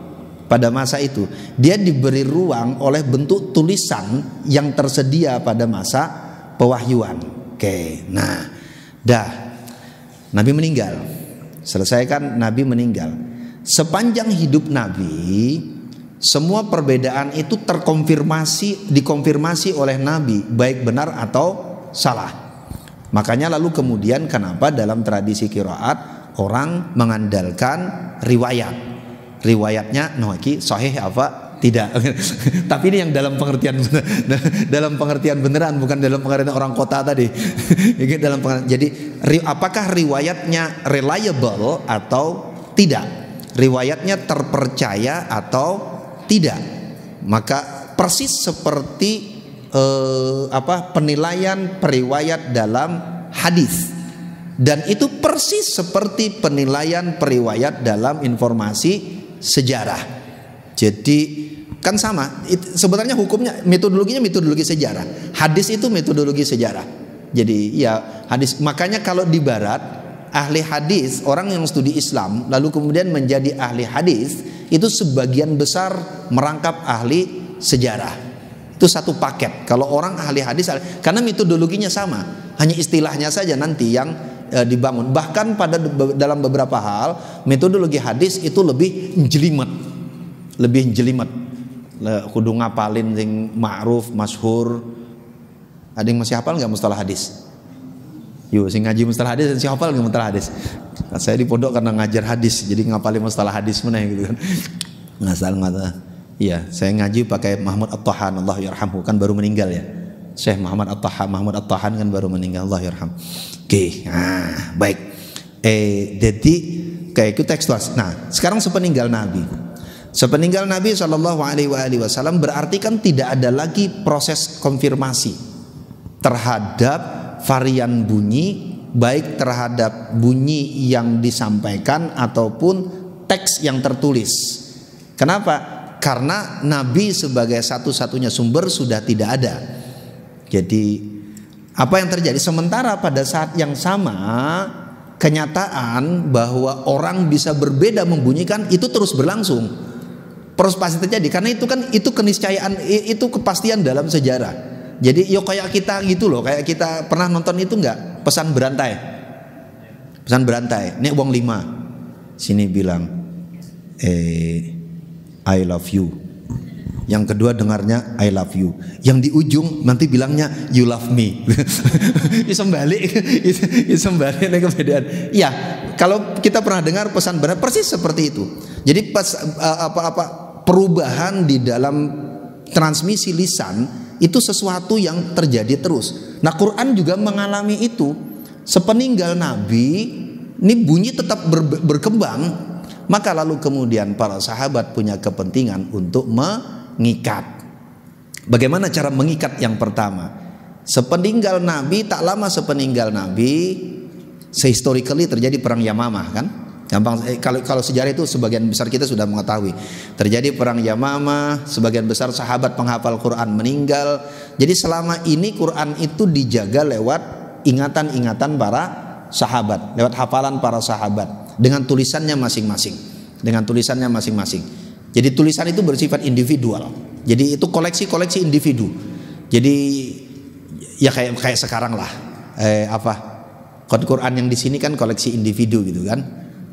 Saya nggak tahu kita masih cukup waktu nggak cerita sampai ke sini. Kalau saya mau loncat sampai ke sini, sebenarnya ceritanya nanti panjang ya, sampai ta'limul hamalatul Quran, at-tibyan fi adabi hamalatul Quran. Kan gara-gara itu kan nanti di adabnya bahwa haram hukumnya nyetop orang lagi ngaji. Jadi kalau orang ngaji itu nggak boleh di stop, haram. Panjenengan orang ngaji dengarkan sampai wa idza quri'al Qur'an fastami'u lahu wa ansitu la'allakum turhamun. Kalau ada orang baca Quran, dengarkan wa ansitu dan diam agar kalian dapat rahmat. Sebagian besar ulama menyepakati hadis ini, ayat ini maksudnya adalah bahwa hukumnya wajib mendengarkan orang baca Quran dan jangan dipotong. Memotong orang baca Quran itu kejahatan. Orang baca Quran gue dipotong gitu. Enggak, maksudnya memotong bacaan Qurannya gue. Orang motong bacaannya gitu. Motong bacaannya itu enggak. Nah, motong bacaannya itu kenapa? Wah, akhirnya terjadi kasus kontemporer. Ada orang ringtone-nya bacaan Quran. Wah. Problemnya dia masuk WC. Ada yang nelpon. Ringtone-nya bunyi, bacaan Quran berbunyi. Ayo, piye carane? Nek di stop berarti motong bacaan Quran. Nek ora di stop ngaji dalam WC. Baiknya piye hukumnya? Ya sudah, hukum itu jangan mikir di zaman Nabi gimana ya. Enggak ada di zaman Nabi, enggak ada gitu. Di zaman Nabi enggak ada. Itu ya iya, jadi ya sudah, nanti kalau ada yang tanya saja baru dijawab apa yang harus dilakukan gitu kan. Dan pikirkan gimana itu. Atau ada juga orang semenjak dia punya HP dan ringtone Quran enggak pernah bisa ditelepon. Kenapa? Karena tiap kali ditelepon bunyi, diliatin aja sama dia. Mau ngangkat takut motong bacaan Quran. Akhirnya nggak pernah bisa ditelepon gara-gara ringtone-nya bacaan Quran gitu kan. Telepon diem aja sampai akhirnya sampai ketemu. Kenapa kok ditelepon nggak ngangkat-ngangkat? Nggak lihat, tapi kenapa nggak diangkat? Coba ditelepon sama temennya, yang nggak diangkat-angkat tetap aja. Karena kalau dia jawab berarti dia memotong bacaan Quran, hukumnya haram. Ayo, mana lebih mending tidak usah menjawab panggilan telepon daripada melakukan yang haram gitu kan. Iku ya saya angel. Nah iki ora ono dalil yang zaman biyen. Oke, baik. Maka lalu kemudian sahabat-sahabat banyak mati, banyak meninggal gitu kan, banyak meninggal. Umar datang kepada Abu Bakar. Permintaan Umar adalah Kang yuk yang penghafal Quran banyak meninggal. Berarti yang harus dilakukan sekarang adalah ngumpul ke balung pisah. Ora balung pisahnya nopo? Tulisan Quran. Tapi Abu Bakar nggak pernah mau, nggak sekali dia tawari nolak, dua kali tawari nolak. Jawaban Abu Bakar sederhana. Nabi tidak pernah memberi perintah. Kenapa? Karena memang dulu tulisan Quran itu koleksi personal, koleksi pribadi. Nggak ada perintah Nabi itu menjadi barang kolektif bersama dikumpulkan jadi satu. Itu namanya bid'ah. Lah memang beda. Abu Bakar hati-hati nggak mau ngelakuin bid'ah. Nggak mau ngelakuin, nggak mau kata Abu Bakar. Sampai nanti hatta syarahallahu sadrah, kan dalam hadis pernah gitu kan.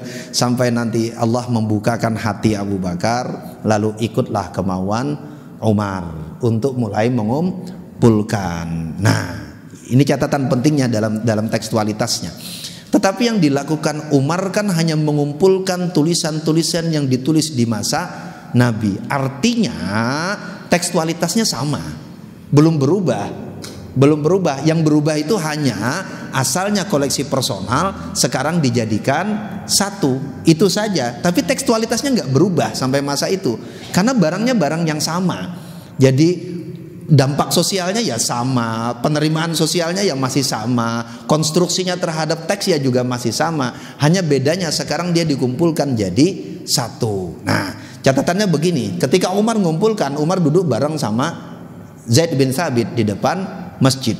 Tiap kali orang datang ditanya, "Kang, punya hafalan Quran?" "Punya." "Ada tulisannya?" "Ada." "Ditulis di hadapan Nabi?" "Iya." "Ngapal dari Nabi?" "Iya." "Ada saksi?" "Iya." Mana barangnya? Yang tidak memenuhi syarat itu nggak diterima. Kenapa? Karena fungsi mnemonik tadi. Jadi kalaupun sahabat datang bawa tulisan, tapi tidak ditulis di hadapan Nabi, maka tulisan itu nggak bisa diterima. Kenapa? Karena belum tentu itu tulisan yang tepat terhadap bunyi hafalan yang diingatnya. Ya karena fungsi mnemonik tadi, maka membuat itu menjadi penting. Screening dalam bentuk itu menjadi penting. Makanya lalu kemudian dia harus memiliki saksi yang menyatakan bahwa dia menghafal dan menulis di hadapan Nabi. Jadi bunyi yang dia ingat itu adalah bunyi yang melekat pada tulisan yang dia lakukan, baik bunyi maupun tulisannya di hadapan Nabi. Karena bisa jadi ada orang dia tidak punya tulisan, tetapi dia tidak mengingat bunyinya, atau orang lain dapat tulisan tapi dia nggak menghafal di hadapan Nabi, itu bunyinya bisa beda. Ya karena sifat mnemonik tadi, karena sifat mnemonik yang bisa berubah. Makanya itu yang dilakukan Umar dan Zaid. Dah selesai. Tapi tekstualitasnya belum berubah sebenarnya. Makanya Quran yang dikumpulkan pada masa Abu Bakar hanya Quran yang bersifat koleksi. Jadi dikumpulkan saja, disimpan di tempat Hafsah. Dah, saya trace saja ceritanya, dibikin pendek ya. Udah selesai itu. Abu Bakar tidak ada inovasi, tidak ada bid'ah yang dilakukan Abu Bakar. Inovasi itu kan bid'ah. Jadi hati-hati Anda kalau banyak inovasi banyak bid'ah. Iya. Lah memang inovasi itu kan bahasa Arabnya bid'ah. Bahasa Inggrisnya bid'ah itu innovation. Lah iya memang iya. Buka kamus, nggak percaya. Bahasa Inggrisnya bid'ah itu innovations. Maka kalau Anda banyak innovation, so you have too much bid'ah.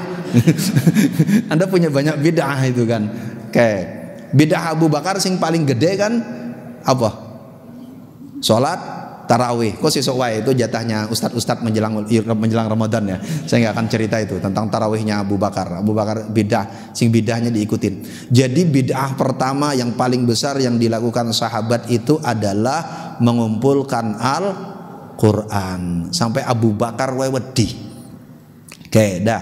Kalau tracing saja singkatnya. Nah, karena tekstualitas yang dikumpulkan Abu Bakar itu sama sebenarnya dengan yang di masa Nabi. Sementara pada saat yang sama Nabi sebagai otoritasnya sudah tidak ada untuk yang membetulkan, mengkonfirmasi ini benar atau tidak bunyinya, problem sosialnya justru semakin kompleks. Problemnya menjadi semakin kompleks. Kemungkinan orang membaca secara berbeda tambah banyak. Lalu sekarang problemnya tambah kompleks lagi. Pada masa Nabi, pada masa Abu Bakar, iku sing ketemu kasih si orang Arab. Sing podo-podone pakai bahasa Arab, sama-sama pakai bahasa Arab. Jadi jauh-jauhnya bunyi bacaan masih bunyi kayak orang Arab gitu kan. Paling-paling orang Arab gelut bunyi qaf jadi a bagi Mesir, jadi ga bagi orang Yaman. Kan paling begitu bedanya gitu kan. Kan orang Mesir kan nggak minum qahwah, dia minumnya ini ahwah gitu kan. Karena qaf itu bagi orang Mesir bunyinya a gitu kan. Makanya kan lagunya Umi Kulsum kan ifrah ya albi ultuf ma'an. Saya nggak bisa nyanyi, gak usah, jangan, daripada merusak lagu orang gitu kan. Saya beberapa hari ini sama istri saya senang nonton Indonesian Idol gitu kan. Dan kita menikmati, saya bilang. Akhirnya tak sampaikan, ya kita cukup menjadi penikmat. Jangan mencoba melakukan gitu kan. Rusak kenikmatannya gitu kan. Jangan merusak kenikmatan dengan niat baik belum tentu berhasil kebaikan. Itu kudu dijaga itu. Jangan sampai niat baik justru berbuah ketidakbaikan itu kan. Gara-gara mokso-mokso gitu kan. Oke, ya perbedaan itu perbedaan yang di dalam tradisi sesama orang Arab bisa dikenali. Ini kalau orang selatan yang bicara bunyinya ga, itu berarti hurufnya qaf. Tapi kalau orang timur bunyinya ga, yang bicara g, itu berarti jim. Karena jadi sesama mereka di sekitar itu, di kalangan orang Arab, mereka bisa mengenali karakter bunyi. Tetapi kan problemnya pada saat itu Umar melakukan ekspansi kemana-mana. Nanti Utsman juga melakukan ekspansi ke banyak tempat. Yang ekspansi itu naik ke utara bergeser ke barat. Yang mereka tidak lagi orang yang penutur bahasa Arab. Jadi ketika ketemu huruf, ketika dengar bunyi, ya kayak kita wong Indonesia, nembayangkannya. Orang Indonesia itu diajari waladhdallin, sekali kerungu bar niku munine iso beda-beda. Sing siji waladhdallin, sing siji meneh walad muni ada si meneh agak malas waladhdallin, macam-macam. Iya, kenapa? Karena kita karena sistem fonetiknya jauh sekali. Mereka nggak kenal sama sekali.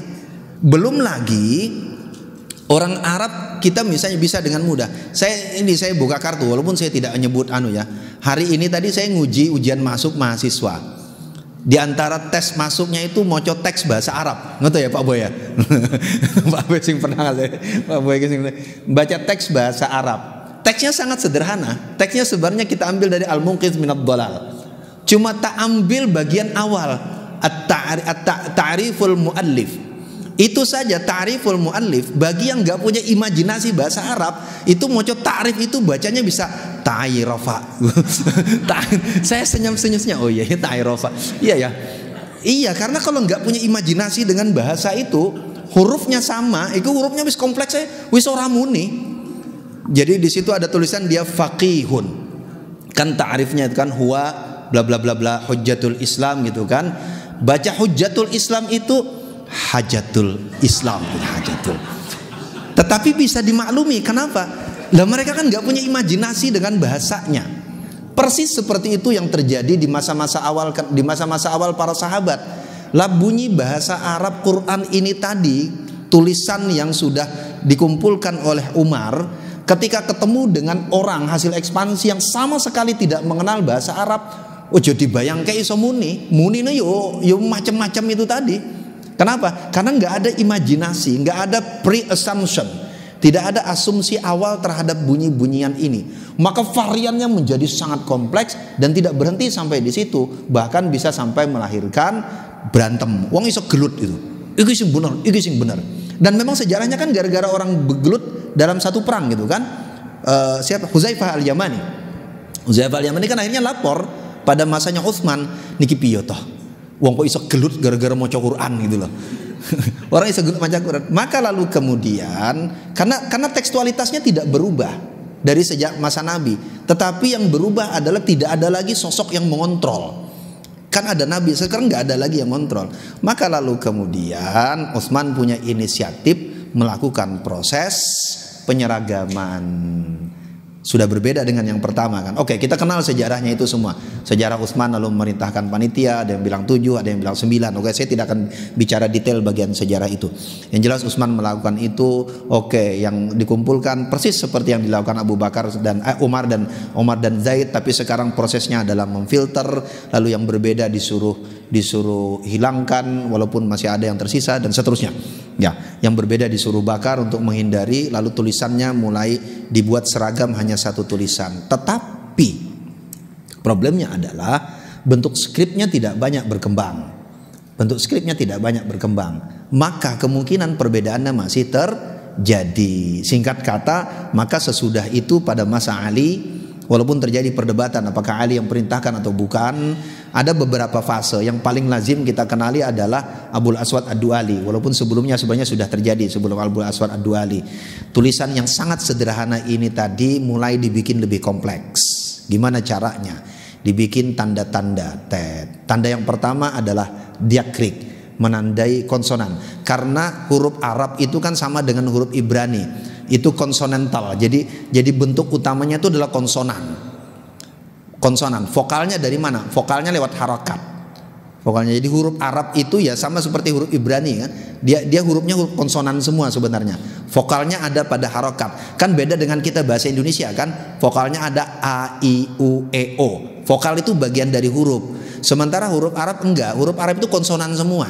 Vokalnya ada pada harakatnya. Makanya alif baru berbunyi ketika dikasih harakat di atas menjadi A, di bawah jadi U, di bawah jadi I, depan jadi U. Sudah jam segini, nanti aja guyonannya minggu depan saja. Bulan depan saja. Karena saya punya guyonan tentang itu. Gara-gara anak sekarang kan nggak kenal huruf lagi kan. Zaman saya ngaji saya masih pakai huruf tunggal. Alif, ba, ta, sa, jim, ha, kho. Anak sekarang kan ngaji langsung a, ba, ta, sa, ja, ha. Makanya ketika ketemu alif lam mim bingung bacanya. Zaman saya tahu bacaannya alif lam mim. Anak sekarang yang nggak tahu itu bacanya alama. Angel meneh ketika ketemu huruf alif lam mim ro, mocone piye? Alam ro. Mocone ngono usah. Gitu saya angel karena nggak mengenali huruf tunggal. Jadi penting loh mengenali huruf tunggal itu. Karena tajwid itu berangkatnya dari huruf tunggal dulu. Huruf tunggal. Jadi nek cara wong zaman biyen ngaji iku ya wis apik. Anak saya beda meneh. Anak saya ngaji Iqra nggak maju-maju dari jilid 2. Akhirnya di rumah tak ajarin pakai turutan. Pakai caranya orang Melayu, caranya orang Banjar tempat saya. Jadi bukan alif fathah A, tapi kalau fathah itu bunyinya atas, kasrah itu bawah, kalau domah itu depan. Jadi bunyinya alif di atas, A, alif bawah, I, alif depan, U, A, I, U, ba di atas, ba bawah, bi, ba depan, bu, ba, bi, bu, da. Lalu kemudian sampai tanwin. Alif 2 di atas, an, alif 2 bawah, in, alif 2 depan, an, in, un. Ba 2 di atas, ban, stop, dia ketawa gitu kan. Bah ada orang 2 di atas ban. Akhirnya berminggu-minggu nggak maju-maju dari ba 2 di atas ban gitu kan. Cara menyelesaikannya gimana? Sudah kita langsung loncat ke huruf ta saja udah. Sudah ba-nya kita skip gitu kan. Loh ora maju-maju ngaji. Dia benar habis di skip dari huruf ta itu sebulan kemudian khatam dia turutannya gitu kan. Ini orang di skip ba 2 di atas ban ku iso angel. Oke, baik. Nah, karena hurufnya masih sangat sederhana sampai titik itu, maka perbedaannya masih terjadi. Maka lalu kemudian secara historis lalu muncullah penambahan belakangan. Muncul ada Abul Aswad Ad-Duali, ada Yahya bin Ya'mur, ada Al-Khalil bin Ahmad Al-Farahidi. Proses ini berlangsung dalam sekitar masih di abad pertama sampai menjelang akhir di awal-awal abad kedua. Tahun seratusan akhir sebenarnya. Menjelang akhir abad kedua. Tahun seratusan akhir sampai Al-Khalil bin Ahmad Al-Farahidi. Prosesnya sederhana bahwa lalu kemudian teks ini lalu kemudian disempurnakan. Jadi mulai diberi tanda diaktrik agar konsonannya menjadi berbeda satu konsonan dengan konsonan yang lain. Ba bisa dibedakan dengan ta bisa dibedakan dengan nun, fa bisa dibedakan dengan qaf. Lalu kemudian ternyata itu tidak cukup karena seperti wa arjulakum wa arjulikum tadi problemnya ada pada vokal bukan pada konsonan, maka lalu kemudian muncul lagi penambahan vokal, maka lalu kemudian ditambahkanlah tanda baca yang kita kenali dengan harakat. Lalu kemudian asalnya hanya menambahkan alif di atas, alif di bawah atau waw kecil di samping yang kita kenali dengan fathah, kasrah, dhammah. Lalu kemudian tulisannya diperkecil dalam beberapa waktu mengecil lalu menjadi miring, lalu menjadilah tulisan yang kita kenal sekarang. Nah, tapi yang terjadi sampai fase Al-Khalil bin Ahmad Al-Farahidi orang masih pada fase menyempurnakan bentuk tulisan. Beberapa penelitian belakangan mengatakan ya dia termasuk karena sampai masa Al-Khalil kalau di dalam teori linguistik mazhab Kufah dan mazhab Basrah belum terlalu kuat, walaupun itu bukan domain saya, nanti biar domainnya orang linguistik yang bicara mazhab Basrah dan Kufah. Tapi sampai masa Al-Khalil dua mazhab itu tidak terlalu kuat. Oke, saya tidak akan bicara detail bagian itu. Tapi prinsipnya begini. Dari masa Utsman sampai masanya nanti Al-Khalil bin Ahmad Al-Farahidi itu butuh waktu hampir 1 abad yang lalu kemudian kita mengenali bentuk tulisan yang kita kenal sekarang. Sesudah itu baru mulai orang mengenal mushaf yang lebih sempurna seperti yang kita kenali sekarang. Tapi mushafnya juga melalui proses panjang penyempurnaan mushaf. Nah, yang penting begini lalu kemudian. Ketika sampai masa Utsman, bahkan sampai masa Al-Khalil, transmisi Quran itu sepenuhnya masih mengandalkan pada bunyi. Jadi orang masih menghafal dari bunyi. Makanya sampai generasi-generasi itu yang namanya menerima Quran itu orang satu bertemu dengan orang yang lain. Jadi harus talaqi. Jadi ada pertemuan karena transmisi Quran itu adalah transmisi bunyi. Tajwid itu nggak bisa dikenali dari tulisan. Dia menggambarkan gunnah musyaddah. Hanya dengan melihat tasdidnya itu nggak kebayang gunnah musyaddah. Nek ora dicontoi gitu kan, rodo ngeden gitu kan sama bunyi ngeden nek gunnah musyaddah iku ya nek orang nganggo bunyi ikhfa iku ya nggak pakai bunyi ya nggak kebayang kayak apa bunyi ikhfa gitu kan. Bunyi ikhfa apa meneh bunyi nopo? Bunyi ismam. Oh, bunyi ismam kaya apa? Wangel banget nih ditulisan ora la tak man nek orang liatin mulutnya monyong balik itu ya ketemu gitu kan mencucu balik mencucu meneh baru keluar gitu kan 3 gerakan ismam gitu kan nggak ketemu kalau nggak talaqi kan nggak bisa jadi transmisinya masih sepenuhnya mengandalkan bunyi. Nah, tetapi pada saat yang sama kolaborasi istilahnya, kalau dalam riset-riset itu disebut kolaborasi teks lalu kemudian meningkat. Orang mulai bisa membaca teks. Nah, efeknya apa? Efeknya ketika teks mushaf muncul menjadi semakin mapan, semakin sempurna dan semakin established, yang disebut dengan kanonisasi. Efek selanjutnya justru yang menarik kemudian adalah dia justru mempengaruhi tekstualitas Quran, bagaimana orang mengambil makna. Sebelumnya ketika sepenuhnya dia ditransmisikan secara lisan, ketika transmisi sangat dominan, maka peran interaksi orang ketika memaknai ayat itu menjadi dominan. Siapa ketemu siapa, lalu kemudian dimaknai pada saat itu. Pada saat itu.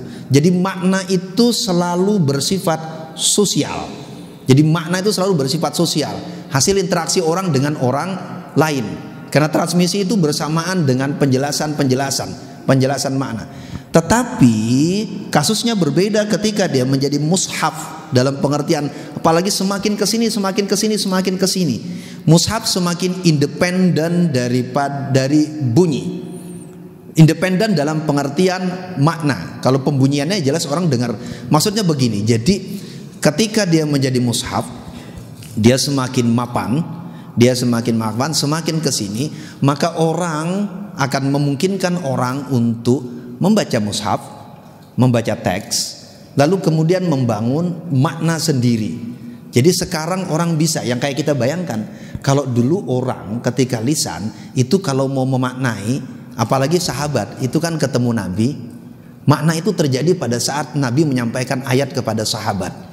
Nabi sampaikan, yaitu terbangun makna, kan kayak orang ngobrol begitu, kayak orang ngobrol. Jadi makna itu Nabi dan sahabat menyepakati maknanya. Nanti sahabat kepada tabiin juga, sahabat dan tabiin memahami makna ketika proses itu disampaikan.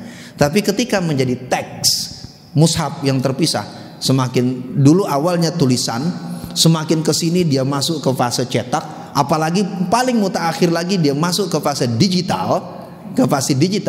Dia menjadi semakin independen.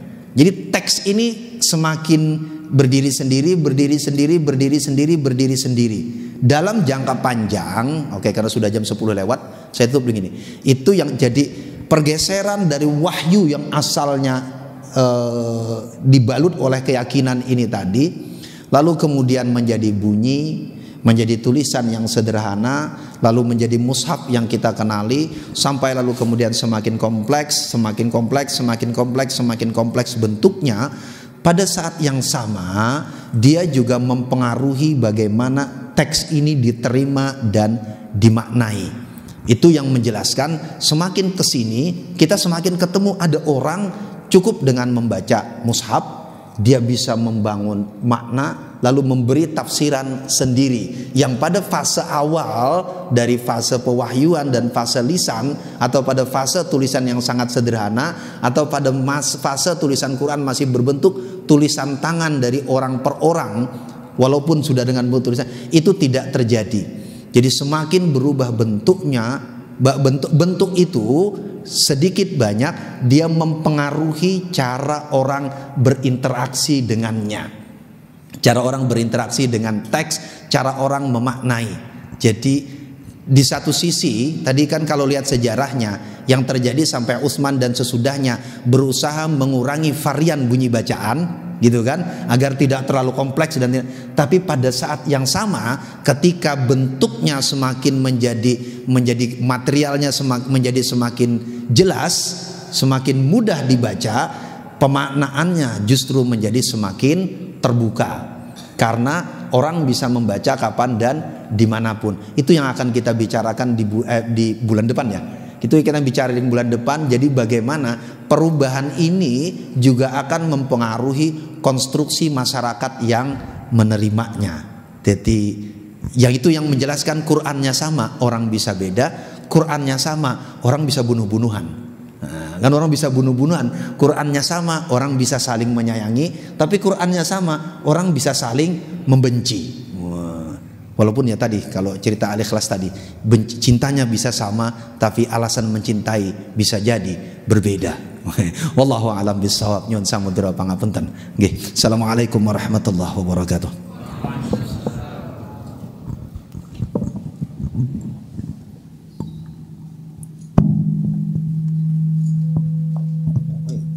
Kelamaan ya Mas Baik. Oke.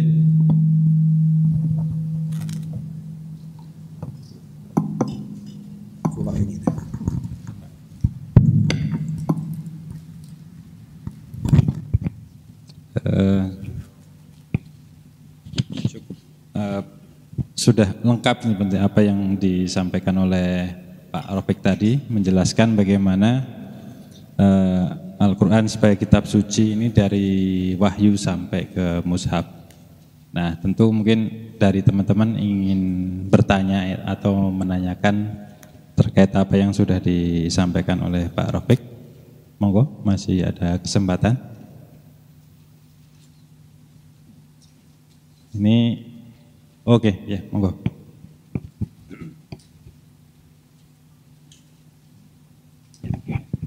Bismillah, Assalamualaikum warahmatullahi wabarakatuh.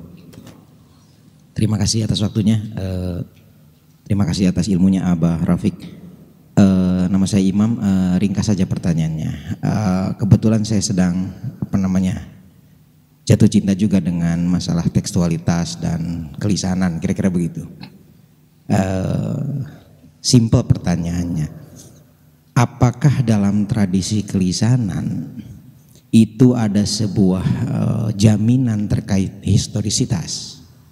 Maksud saya, dalam pikiran saya selama ini semacam ada dominasi kuasa tradisi tulis yang itu kemudian memarginalkan tradisi lisan. Tradisi lisan kemudian mungkin dianggap hanya sebagai sampingan di wilayah-wilayah historis. Saya berusaha melacak sejauh mana sebetulnya sisi historisitas tradisi lisan itu bisa dipertanggungjawabkan. Apakah memang bisa berbanding dengan tradisi tulis yang dibangun berdasarkan manuskrip ataukah tidak? Itu saja. Mohon maaf pertanyaannya sangat spesifik. Terima kasih. Ya, itu jawab. Kalau orang Inggris bilang good question. Good question itu artinya jawabannya wangel gitu. Jadi kalau ada orang kalian nanya seminar internasional, lalu kemudian narasumber bilang good question, itu dia baru mikir jawabannya wangel gitu. Iya jawabannya itu. Oke, baik. Ya, makasih Mas Imam.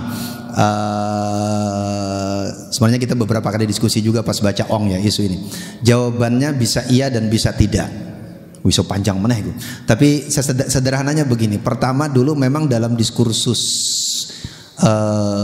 yang selama ini sejarah mainstream, kita itu selalu dihadapkan, dicekoki dengan konsepsi tentang prasejarah dan sejarah. Dari mana penandanya? Tulisan. Maka era sebelum tulisan itu dianggap sebagai prasejarah gitu kan. Pembagian ini tentu sangat etnosentris sebenarnya. Sangat etnosentris terhadap kesejarahan Eropa. Padahal di Eropa sendiri sebenarnya pembagian itu tidak sepenuhnya tepat. Itu satu. Kemudian yang kedua, bagaimana memberikan jaminan historisitas kelisanan jika dibandingkan dengan tulisan. Sebenarnya sama-sama punya problem. Pertama, tulisan itu yang bertahan sebenarnya adalah artefak. Tetapi makna yang menyertai tulisan atau historisitas yang menyertai tulisan, dia bisa jadi hilang. Makanya kenapa di dalam diskursus postmodernism ada konsep tentang dekonstruksi. Prinsip dekonstruksi diantaranya adalah the death of the author. Jadi teks itu sekalipun sebagai artefak dia bertahan, tetapi kesejarahannya udah hilang juga sebenarnya. Dia hanya mempertahankan artefak. Dan itu yang menceritakan di dalam diskursus hermeneutik misalnya, jadi abot banget kok nanti ngaji sama Pak Faiz ini bagian ini. Oke, di dalam diskursus resepsi ada konsepsi tentang real reader, implied intended reader dan implied reader. Sederhananya begini, intended reader itu mau bilang bahwa teks itu tertulis, ini teks tertulis misalnya, pembacanya itu adalah pembaca yang dari awal diinginkan oleh si penulis. Artinya apa? Orang yang sesuai dengan kualifikasi yang diinginkan si penulis itu yang bisa menangkap pesan penulis. Artinya teks itu membawa historisitas ketika penulis membuat tulisan. Tapi yang lain katakan enggak. Yang membaca teks itu real reader, pembaca yang sebenarnya. Banyak sebenarnya artinya apa? Ya pada saat membaca itu makna itu dibangun oleh si pembaca. Si penulis dan teks itu sudah tidak punya peran apa-apa lagi. Peran sepenuhnya ada di tangan pembaca yang membaca. Jadi teks udah hilang. Makanya lalu kemudian ada yang memberi jalan tengah dengan implied reader. Jadi pembaca yang implisit. Pembaca implisit itu mencoba, oke lah, teks memang mengatur makna karena ada struktur, ada apa gitu kan. Ada struktur kayak kita baca Quran, oke kita tetap mengikuti struktur Quran. Ada kata-kata di situ, kita mengikut hukum morfologi kata-katanya yang di sana. Kita harus mengikuti urutan ayat, hukum sintaksisnya. Kita mengikut bunyinya. Kita nggak akan bilang bahwa setiap Senin pagi kita melakukan apel, pasti bacanya apel gitu kan nggak mungkin baca apel gitu kan ya, karena jadi kita tetap diikat oleh struktur-struktur ini tadi. Tapi pada saat yang sama bagaimana struktur ini dimaknai, si pembaca juga ikut berperan. Itu dimaksud dengan implied reader. Artinya teks, historisitas teks juga dipertanyakan. Yang tertinggal akhirnya adalah artefak. Tapi bagaimana terhadap artefak ini, that's debatable. Nah, kelisanan begitu juga. Kelisanan itu maknanya sangat situasional pada saat bunyi itu dibunyikan. Bunyi itu dibunyikan. Jadi ini kan lagi rame, baca nggak berita tentang kiai di mana yang istrinya mendapatkan bunyi desahan-desahan dari HP-nya. Ngikutin nggak? Siapa? Nggak ngikutin.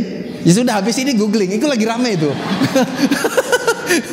Itu lagi rame, nggak tahu beritanya.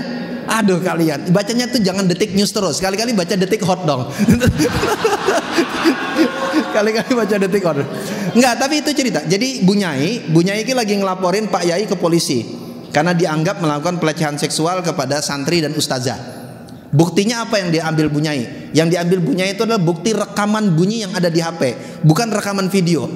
Dan rekaman bunyi itu Bunyai sangat mengenalin itu bunyi suaminya dan bunyi ustazah. Padahal bunyi saja gitu kan. Oke, ya lagi-lagi ini bunyi ini kan jadi artefak. Nah, pada peristiwa kelisanan makna itu memang sangat situasional. Pada saat bunyi itu disampaikan, nih kayak gini ini kan kelisanan semua. Nanti kalau dipotong-potong maknanya udah bisa berubah itu. Persis seperti kasus, sorry saya harus ngutip kasus penistaan agama. Gak usah disebut nama deh. Penistaan agama, ketika si tokoh yang dituduh menista itu bicara di hadapan orang banyak, kan itu kan peristiwa kelisanan. Peristiwa kelisanan ini ketika dipotong lalu kemudian menjadi skrip, sebenarnya kelisanannya udah hilang. Yang beredar itu adalah artefak skrip dari bunyi kelisanan ini tadi. Berarti konteksnya udah hilang. Maka lalu kemudian maknanya milik siapa? Ya tadi tergantung. Makna mau milik author, makna mau milik pembaca, atau dua-duanya berkolaborasi. Kan tergantung. Jadi tergantung siapa yang mau memberi kesaksian, dan siapa yang mau menafsiri. Kan akhirnya kan begitu. Nah, jadi kalau pertanyaannya lalu kemudian apakah bunyi lisan itu bisa menjadi bukti punya kesejarahan atau tidak? Sebenarnya dalam tradisi studi Quran itu yang membuat lalu kemudian kenapa para peneliti Quran belakangan di sekitar awal abad ke-19 1800-an itu mendasarkan sepenuhnya penelitian mereka tentang sejarah Quran kepada manuskrip. Kenapa? Karena mereka tidak percaya tidak menerima kelisanan yang ada sebelumnya. Padahal tadi kan masa awal kan kelisanan kan, kelisanan. Tapi kan buktinya memang nggak ada rekaman kayak apa cara Nabi membunyikan, kecuali pernyataan-pernyataan lisan dalam sejumlah hadis ataupun athar yang mengatakan kata Nabi bunyikan huruf ini begini, bunyikan huruf ini begini, bunyikan huruf ini begini, yang lalu kemudian menjadi kategori-kategori dalam makharijul huruf. Huruf dal gimana membunyikannya. Beruntunglah kalian yang orang Jawa gitu kan. Teman-teman yang orang Jawa itu nyebut dal enak itu. Karena orang Jawa tuh kan punya kategori huruf D yang berada di ujung lidah. Bagi Anda yang bukan orang Jawa itu sulit loh. Coba tanya sama saya. Serius, orang yang bukan orang Jawa tuh nggak biasa nyebut dal dengan cara cadel. Padahal dal yang benar itu kan rada cadel kan? Iya kan? Dal yang benar itu di ujung lidah membunyikannya. Jadi kalau orang yang bukan orang Jawa tidak terlatih, wangel itu. Orang Jawa kan terlatih, punya budin. Orang Jawa kan punya budin kan? Budin itu kan D di ujung ilah, itu dal yang benar itu yang budin, bukan mendadak itu, bukan. Mendadak itu bukan dal yang benar itu. Wangel. Oke. Ya jadi tidak ada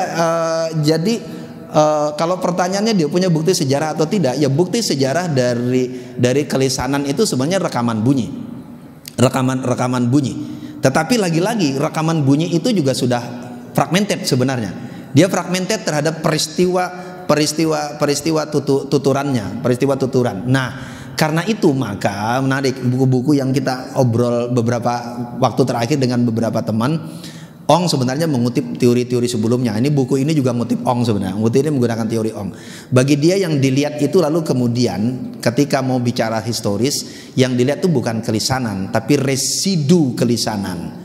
Residu kelisanan itu jadi sisa kelisanan yang muncul pada teks yang datang belakangan yang bisa jadi transkripsi dari bunyi. Quran itu kan transkripsi bunyi kan sebenarnya kan?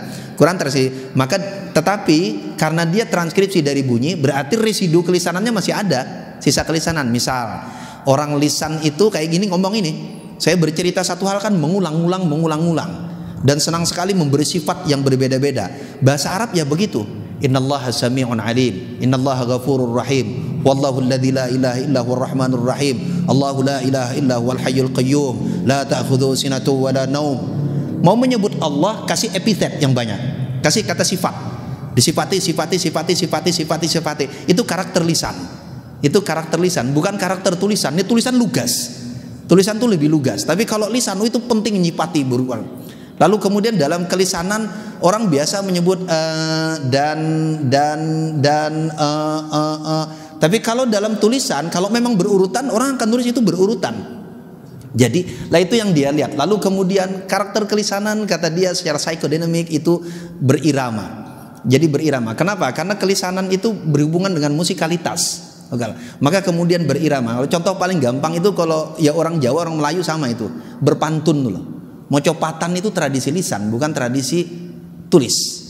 Orang berpantun itu, makanya kalau orang Melayu kan pandai sekali berpantun kan. Seketika bisa langsung berpantun. Kalau jatuh tinta dia berpantun, sakit hati dia berpantun, mau makan dia berpantun. Belum selesai pantunnya, makanannya diambil orang gitu kan. Padahal maksudnya mau ngambil makanan ini kan. Ya. Dan itu bagi dia sebut dengan residu kelisanan. Dan itu yang bisa dilakukan. Jadi historisitasnya kalau ditanya, jadi kelisanan itu yang membutuhkan peristiwa tuturan. Kalau dia mau dibaca secara historis murni, ya hadis itu peristiwa lisan. Tetapi lalu kemudian yang bisa kita tangkap ada residu kelisanan. Persis seperti Quran yang kita terima sekarang itu sebenarnya adalah residu kelisanan. Karena kelisanan Nabi kan nggak ada yang bisa tracking. Siapa bisa men-tracking kelisanan Nabi? Kan nggak ada. Makanya ketika orang berdebat tentang lahjah kemarin, ketika Mas Yasir baca, orang ribut, bacalah seperti bunyi bacaan Nabi. Kan memang ada hadisnya, Iqra'ul Quran biluhunil Arab, gitu kan? Bacalah Quran dengan lahannya Arab. Seperti apa sih luhunil Arab itu? Nggak ada rekamannya.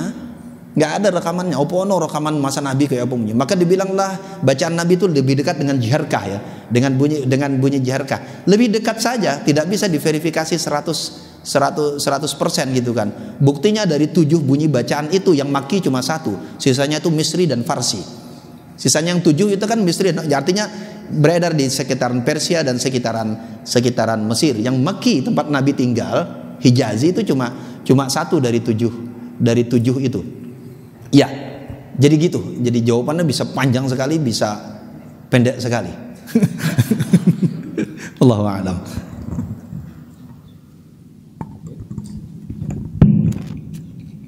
Ada lagi? Enggak, kita cukupkan untuk kesempatan malam hari ini. Ya, dari awal tadi Pak Rafiq sudah menyampaikan bahwa bunyi lisan itu sangat penting sekali, dan terutama kalau misalkan kita melihat tradisi menghafal itu kan lebih utama dibandingkan dengan kita membaca. Tapi kita juga kadang tidak bisa menghafal kalau tidak bisa membaca. Kadang kalau kita menulis nomor HP seseorang itu kalau sudah ditulis disimpan itu kan hilang ingatan kita terhadap nomor itu. Bukan tulisan namanya. Oke, demikian sajian ngaji kita malam hari ini. Mudah-mudahan banyak barokahnya dan manfaatnya. Untuk teman-teman bisa mengulas ataupun bisa mereview apa yang sudah Pak Robek sampaikan, nanti bisa dikirim ke email kami. Mari kita akhiri ngaji malam hari ini dengan sama-sama membaca hamdalah. Alhamdulillahirrabbilalamin. Sampai bertemu di bulan depan untuk pertemuan sesi yang ketiga. Dari kami saya akhiri. Assalamualaikum warahmatullahi wabarakatuh. Karena kewajiban untuk mencari nafkah Itu sebenarnya tangsal Abdi dalam yang tugasnya mengeksekusi yang mati, ahli dibaca. cukup dising orangnya harus Dialah yang terbaik.